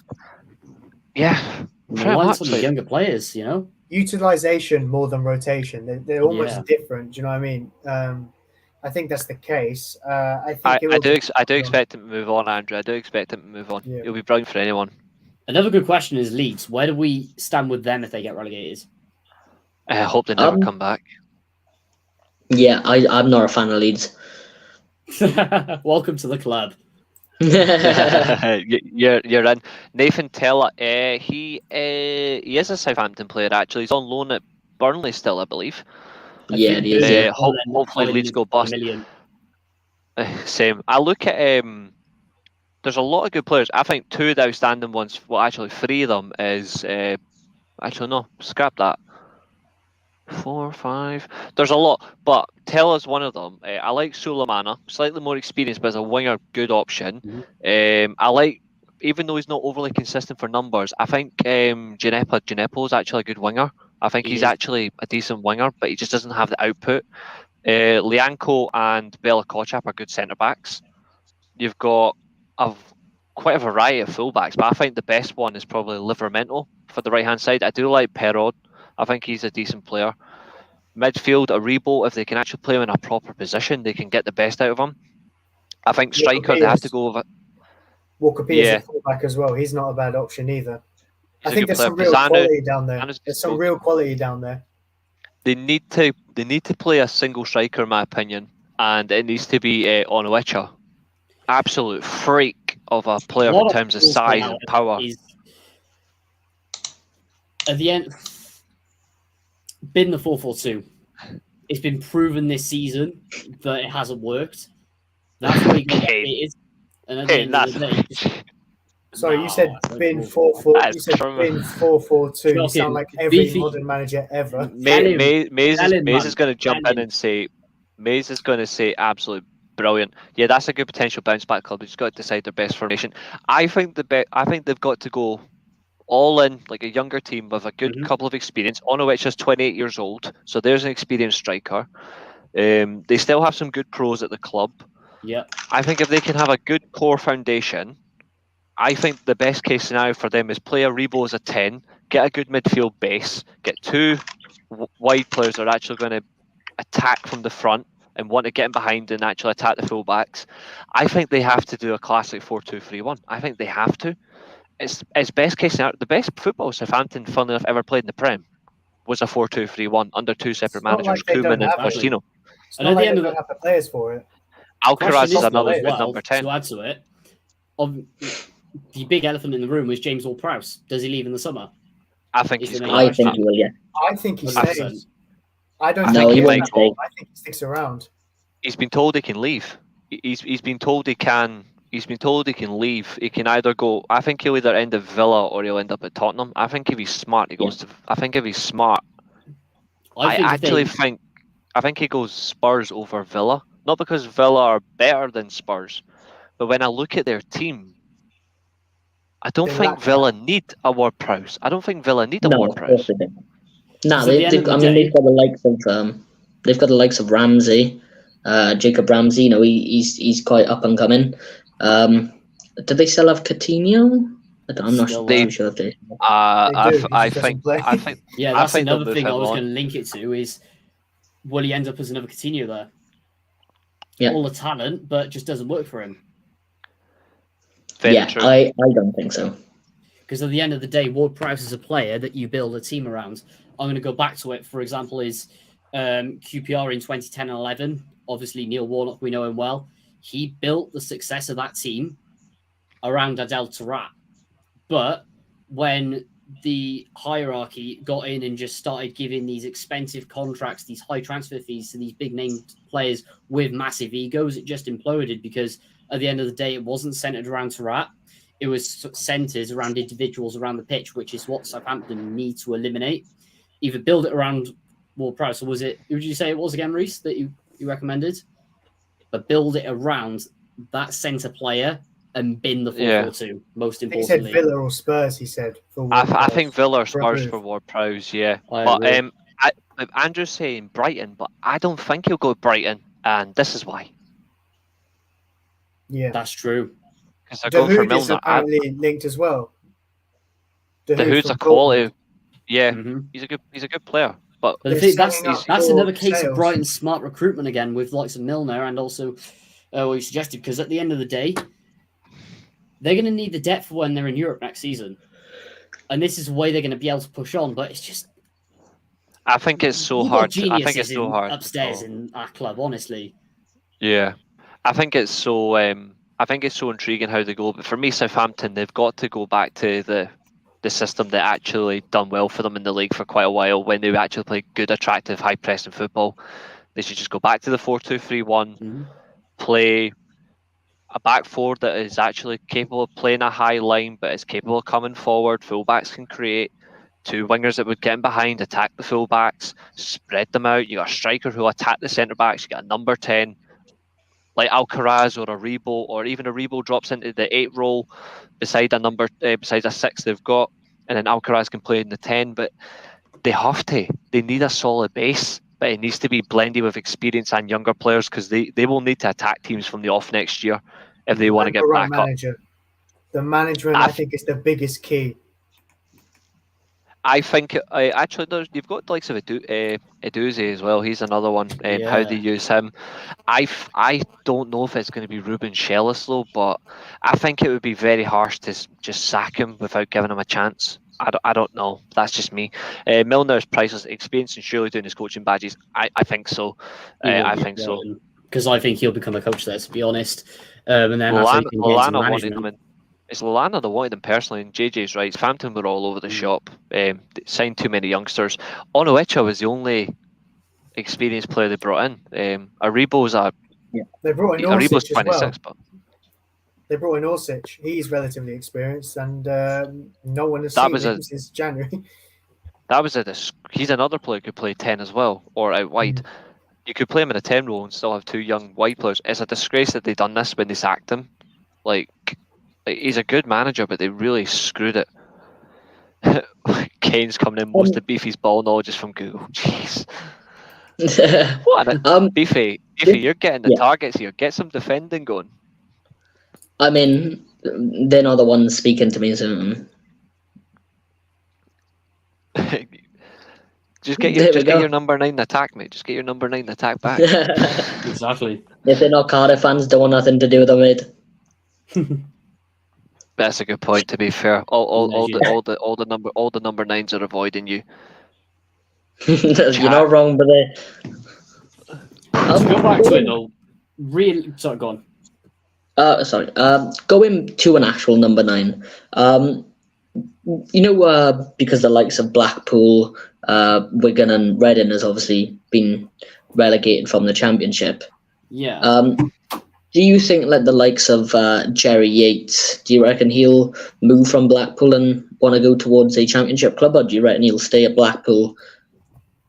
That's a really good point. I think Yates is probably the biggest outlier with who's been, and even quite a few of the Reading players. Like, for me, there's a mass exodus out of Reading this summer, considering the state their finances in. Yeah, Lucas Jow is the main one. I think for some reason he's got Watford written all over him, or even potentially a Premier League club. I'd love Cardiff to go in for him, but at the end of the day, we all know that's situation. But I think he's the first out. There's a max exodus out of Reading, but Jerry Yates is the biggest one. For me, he's like a Preston or a Sunderland signing. I think he will depart Blackpool because they're going to, with the way that they've been doing business recently and the fact that they've binned Mick McCarthy so early, is that they're going to, I think they'll try and cash in on him while they can. If you can get 3 million for him, reinvest that wisely in League One, that will keep them towards the top of the table. But that Blackpool squad is just thin for me, and Critchley did such a great job to get him into a sensible position at the start of the season, but just got greedy at the end of the day. True. I'm just going to say, I haven't got a clue who he is. Cardiff only got lucky because of the 6-point deduction for Ren. We all know that. Yeah, Nathan said that. Nathan said that a few times. To be fair. Yeah. Yep, 100%. Right. Moving on. Celtic got beat. Happy days. And I want to say, not happy days. Not happy days. I want to say this as well. By the way, I want to say this as well. Robbie McCrory has only ever played 4 games for Rangers. 2 of them are against Celtic. Rangers have won both games. He's not conceded a goal, and he's only 21. Just saying, by the way, 4 games, 4 clean sheets. What a trophy! You got your cup win this season. Congratulations, you won your trophy. Oh, you know what's worse? You know what's turned bad up for the old firm. You know what? You know what's actually bad for Celtic, though. By the way, they can't break the. Bad. They can't break the points record, by the way. They're going to possibly finish a point short. Trophy for Rangers. You got 2 trophies. Congrats. It is ours, actually. Yeah, and also you actually won an Old Firm derby that I'm pretty sure takes place every other week as well. To be fair, that one was impressive. You had so many chances. You didn't. Automatic Champions League football. See, that's what happens when you play an out of shape goalkeeper and you play a striker that can't score a fucking goal in a derby. But again, that's all I like to talk about. To be fair, pretty much it's just a reminder that happened. But another thing as well, though, is next year it will be a whole lot better between these two, especially when they actually go for it in the summer. It's going to be very interesting how it goes. I expect it to be a lot closer next year. I do expect it to be a whole lot closer, but there is one league in question that actually does deserve to be spoken about. Just remembered, I'd like to add something else with SPFL. Who's getting relegated? Well, funny you should say that. Funny you should say that. I'll bring it up for you right now, and I'll let you make your own opinion. Because I don't think it's going to be Ross County. It definitely won't be, my friend. It definitely won't be. I don't think it'll be Dundee either. Well, Dundee United. I know, Dundee fans. I've just cursed it. See what you just said, but. Well, right now Dundee United are 2 points behind Ross County, by the way, and Kilmarnock are out. Kilmarnock have escaped the playoff place. So I'm just going to share my screen for you now. Actually, 1 second, and then we'll move on to Bundesliga very shortly because obviously it's Bayern versus Leipzig next week, and Leipzig could actually determine the title. So here we go. Let me just take the. Come here, you fucking piece of shit. Come here. Get that banner off. Thank you. So that, we don't really need... First of all, I'm going to say this. I just want to respond to this one comment by JJ. Not a chance. We're not taking him back. Spookiest coincidence in football. That is a real spooky coincidence, actually, when you think about it. Yeah. Both of them against Wigan. That is spooky. But yeah, that is literally before the split. This is as it comes to the split. That's your top 6 currently. Obviously, Rangers and Celtic are top 2. There's the 4 teams that will complete the split, and then there's your bottom 6. Can I ask, has the split already happened? Yes, this is it literally now, because you've got Okay. Rangers' next 2 games are Hearts and Hibs. Interesting. Yep. But yeah, I I'm gonna absolutely hate the split. By the way, I think it's an absolute disgrace. I mean, I won't lie to you. I haven't got a single clue how the SPFL works. Yeah, Put because this- exactly the same happens in Wales, which is just stupid. Because whoever finishes in that, I think it's 12 teams in the Cymru Prem as well. Whoever finishes in 7th, is always able to climb up to 4th, even though they stay at 7th, and it's almost Right. always Cardiff net. Yeah. Put it this way: play 33 games, stay in the top 6. You're fine. You can fight for Europe. Mhm. After that, for the last 5 games of the season, you're just hoping that you don't get dragged into the relegation zone in the relegation playoff, which is 11th place. Put it this way, it's just funny. And Dundee United won the championship, and Dundee United are going down. So as it stands, they're going down, which is absolutely funny. The Watford way saying, Welcome yes, in, James. Nathan, how's your holiday? Oh, superb. Superb, Reece, mate. can I come in with something quickly? That's the something- video on its own, First Minister. On you go. What's up? What do you want to say? That comment from Andrew Williams about the spookiest coincidence in football. It was actually, they both got those 2 goals against Wigan and Arsenal. Yep. It wasn't just Wigan, it was Arsenal as well. Huh. They scored in reverse order. Raphael scored his Wow. first 2 goals, Arsenal away, then Wigan at home. Fabio got it, Wigan away, Arsenal at home. I mean, It just Yeah, occurred to me. well. I was thinking, hang on a minute. yeah.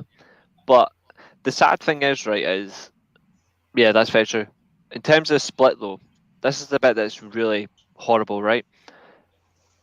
At the moment, Motherwell, funny, they've done a Leeds 48, 0 goal difference, right? They're currently on 43 points, right?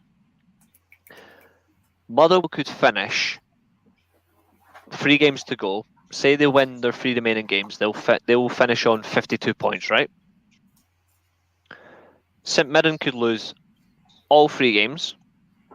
Hibs could lose all 3 games. Hearts could lose all 3 games, right? Motherwell cannot physically overtake them in the league.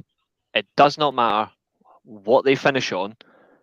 They cannot go above them in the league. They are stuck in 7th. So you could finish 7th with 52 points. St Mirren could finish 6th with 45, and it does not matter. Oh, that's confusing me. That is how the split works. It's insane. It's I don't know why if they. It's just ridiculous within the home It nation. adds more excitement, guys. Maybe It we does- might get an extra 2 viewers of our TV rights. They should be finishing third, Aberdeen. It They've does, got no however, excuse when- to finish third. When you have the TV rights in Wales, say for example on S4C, where they give each team as much as a packet of crisps, and then each of the teams that have been in the Cymru Premier, I mean, there's been a list longer than my arm that have just gone bust. There isn't in Wales. there is no Actually, no, there is in Wales. There is no European playoff for us, but there is for Ireland, which is funny. And Wales. it's honestly so mental. This It's system so needs a mental. revamp. Ridiculous. I know you spoke about it last week, Reece, and I will reiterate it. This everything from split to European allocations to TV rights to everything. It needs a serious revamp. And Because- also, it needs to be extended by at least 6 teams. There should be 18 teams in this division to actually make it more Yeah. competitive.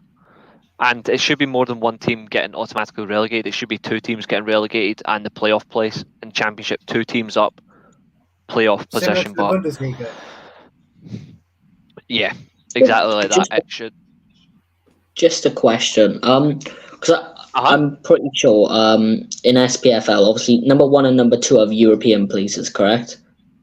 Yes, Hearts are currently. Aberdeen are currently in the Europa Conference position.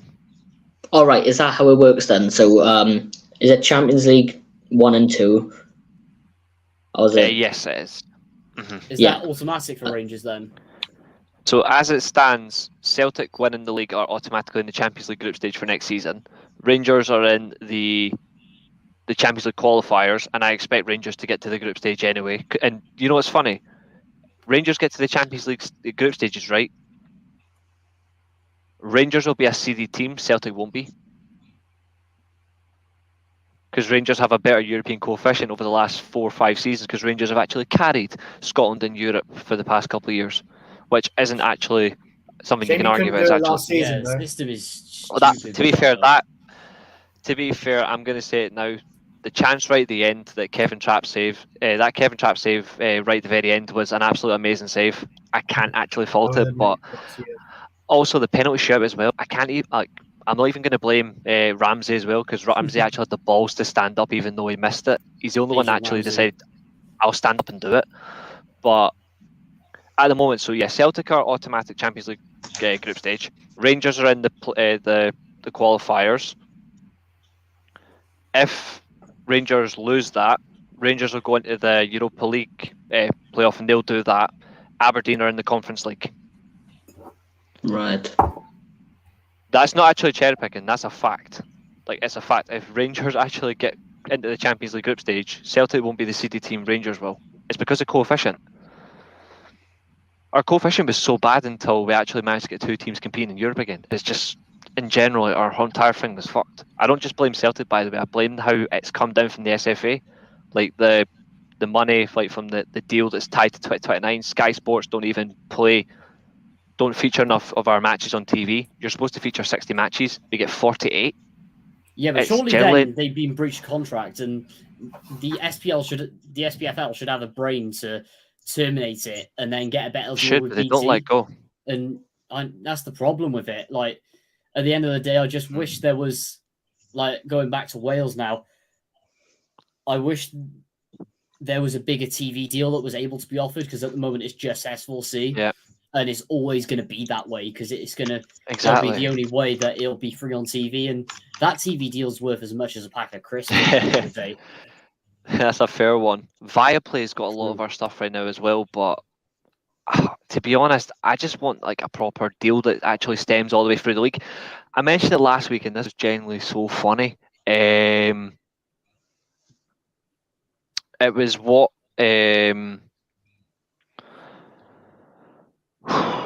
what was that said this week? There's a former Hearts manager, right, that I will leave unnamed, but he said that if Rangers and Celtic go to the Premier League, like if they somehow leave the Scottish League and go to the Premier League, each club should give the SPFL clubs £50 million each, 100 million combined, so it can flood through. Yes. So it can actually flood through the Premiership. And I'm thinking, why the hell should they? Why should Rangers and Celtic, who have made that money by playing in English leagues, etc., why should they have to give 50 million back when the clubs don't do enough anyway? And it's At not the their end of the fault. day, It should be it's the SFA's fault, not Rangers and Celtic's fault. Rangers and Celtic are very good at marketing their clubs, so that's why they make most money. They compete in Europe regularly. It's bollocks that situation's come up, and it wasn't Mark McGee. Honestly, it wasn't Mark McGee. So there's another example. That's a really good point. And at the end of the day, they are literally the only professional club in the Cymru Premier. Yep. And the rest of the finances in all the other teams, like, It would be. look at the amount that plummeted down. Port Talbot Town is the biggest example. Barry Town United, obviously being ripped out of the league. See if I can find. Loads Let's see of if I can teams find as it. an example there. I'm going to see if I can find it for everybody actually, and you can laugh at this. Just one quick thing from me. I actually like the. From the outside, I like the prospect of like a British Super League, having Rangers and Celtic in there, and Hearts or someone else, or Aberdeen, as well as obviously the Welsh clubs. But I know how bad it would be for the leagues, how the 2-3 main clubs maybe are ripped out of those leagues.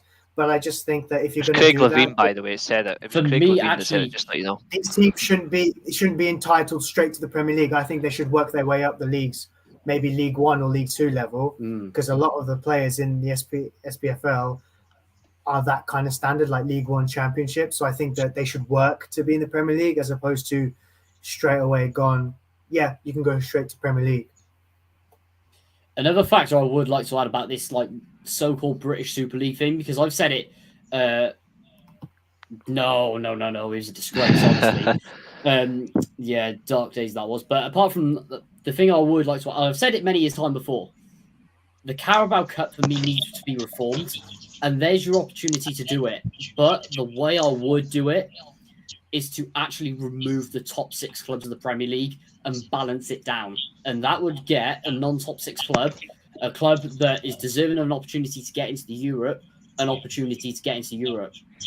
Because there's not enough of your Brightons, not so much Newcastle now, your Brightons, your Brentfords, your Villas, your Fulhams. There isn't enough of an opportunity to get those teams into Europe like we did see at the start of the 2010s. Your Birmingham's getting into Europe, your Wigan's getting into Europe.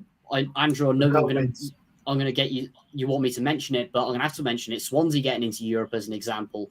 We need more. Birmingham. We need more of those clubs to be given an opportunity to play European football, have European football be filtered around the UK or something like that, But it's just a case of the thing that has to be reformed is the Carabao Cup, because in my opinion, it's basically the Man City Cup. Pretty much. But that is literally what Craig Levine said, by the way. I'm trying to find the article because I want to read this. I want to see if there's any, just for shits and gigs, I want to see if there's any reason I could defend and justify this. The thing I would like to say about this seems very American. I found it. Like, Ibrox News have it, but it's generally so funny. Like, he can actually say this. I mean, all I'm going to say is, it ain't going to happen. He's back. Like, I would love the FA Cup to be all of Britain, including Northern Ireland. That would be interesting. Not going to lie. It would be. No, I don't know if that makes it more complicated. Because obviously you get all the lower league teams in National League and even below them in the FA Cup. I think if you're going to do that, if you're going to do an all-British Cup, I think you do it with the League Cup. I think Nathan's spot on, actually, because I agree. The League Cup is there almost similar to the FA Cup as a tournament, but no one takes it seriously.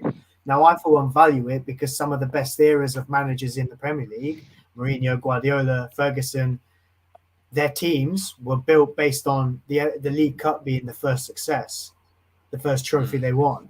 So I think it's a little bit more important than people realize because it's a cup regardless. But I think that the FA Cup should stay as it is.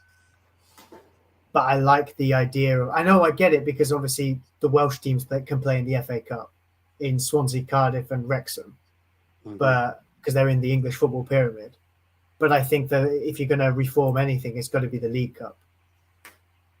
I think the League Cup. I don't know, but I think the only way they'd be able to work is if you exclude those top 6 teams. But it would be because at the end of the day, with the reform of the Champions League that's coming, and I think it's either next season or the season after, it's going to cause more fixture congestion. So this would be the perfect time to do it. It's the following season because if Chelsea finish 5th next year, they'll still be in the Champions League because of their European ranking, which is disgusting anyway. Because the way I can see it working as well to even cut down on travel, because it's going to have to be midweek, whichever way you look at it. The only way that they would be able to do it properly is what they're doing now. I know they do north-south, but for the first 3 rounds, regionalise it. Southeast, Wales, Scotland, Northern Ireland, Yorkshire. That's a good take on Andrew. That's a good take on it. Here's another thing as well, is I was thinking about the League Cup in general. You said about reforming the League Cup, and I had an idea. The Viaplay Cup up here, which is basically the Scottish League Cup, that's actually done by group stages. Apart from obviously Rangers and Celtic, obviously because they compete in Europe, so they'll go into a further round. But I wouldn't mind if it was done over group phases where you've got the north, and you got the south, and then after that, top two or top 4, based on how you group it. Obviously, there's so many teams, but then you're split, and then you have your last 16, your quarterfinals, your semi-finals, and the final itself. I think they could do it in that way, but it's how they actually do it. Even the Checkatrade Trophy is done over group phase. It is, but the only thing is with the pizza trophy, as I call it, it doesn't really work at the end of the day. I know. Because it just causes fixture congestion. You're in a group of 3.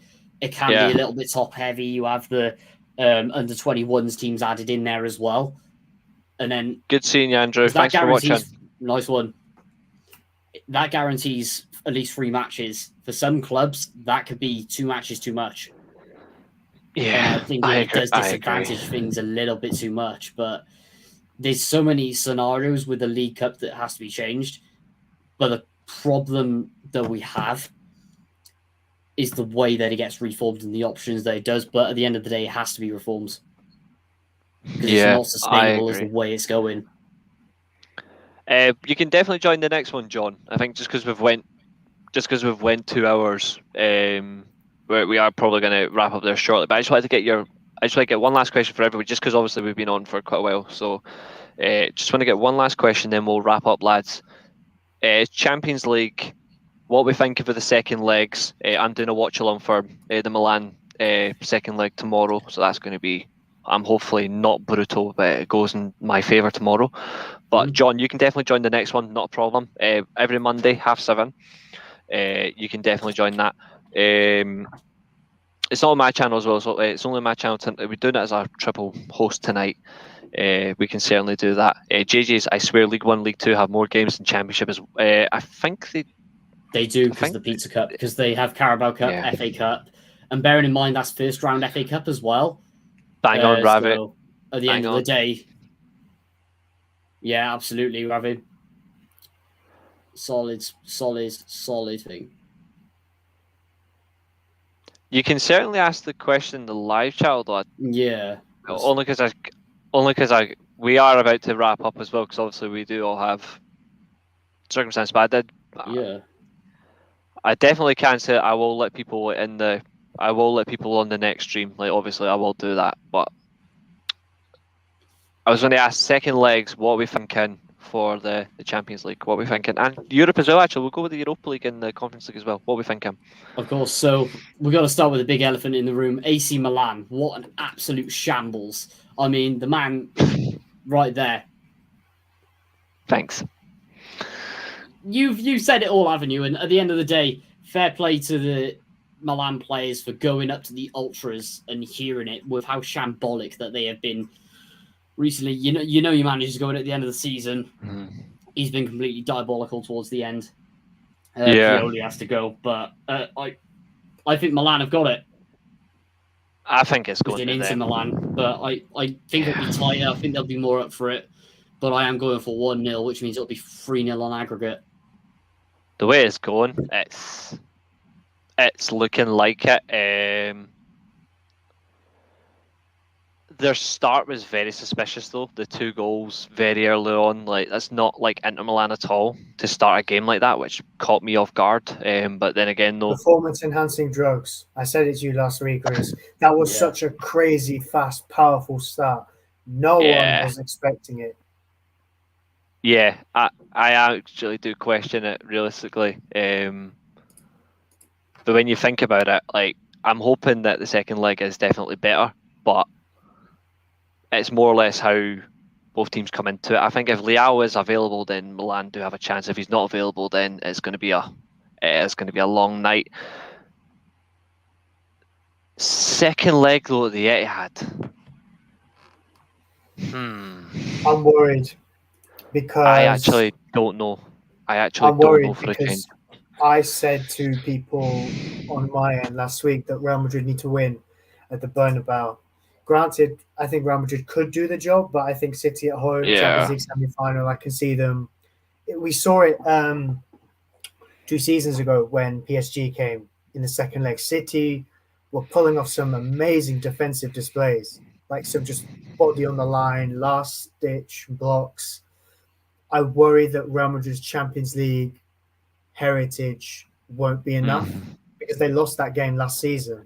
Now, granted, it was the first leg, and I think teams take it easier in the first leg as opposed to the second leg. They also got booed heavy as well. They did. Another thing I would like to add, however, is with Real Madrid in particular, not Real Madrid, sorry, Man City. We've seen it in the last few years. Monaco was the main one. Complacency going into the second leg. There's always this thing where Man City go in with way too overconfidence. They get Tottenham, another one, ripped to shreds in the final third and just completely lose it with too much. And it always seems to be at home as well. So at the end of the day, is that going to be a factor with there? Is Real Madrid going to turn up? But I think there's two things with that. I think it changes this time. There's two things with that. I think firstly, Pep's teams have shown over the years that they capitulate very quickly. Yes. So, like last season, Real Madrid got that one goal. Suddenly, out of nowhere, the second one came quickly. So there's an element of you get 2 quick-fire goals against Manchester City, the tie changes. Even if City were 1-0 up for the majority of the game, 2 goals changes the whole dynamic very quickly. And I think the other thing is Pep has overthinking in him, and I think he's trying his very best not to. But I can see him doing something. I don't think he'll do it, but Pep has that about him where he'll be like, I want to knock out Real Madrid, but I want to do it in a certain way. But then I think he's not dumb. I don't think he's dumb enough to do that. I think he will sit there and think, this is Real Madrid in the Champions League. Like, I'm not going to toy too much. So if Real Madrid come out and get a couple of quick-fire goals, it will really hang in the balance. I know, did Camavinga go off with an injury at the weekend? I think I read somewhere that happened. So I worry about Real Madrid's squad selection for the upcoming game. Well, Militao's available. It'll be very interesting to see how they're set up. I've seen obviously the leaks about a 4-4-2, but it depends who you put in that midfield. You know, last week they started with Kroos as almost like a holding midfielder. And I think for the way they were playing, almost like they were happy to let City have the ball. Granted, Modric and Kroos will do their bit, as well as Camavinga at left back and Valverde. But there's not enough.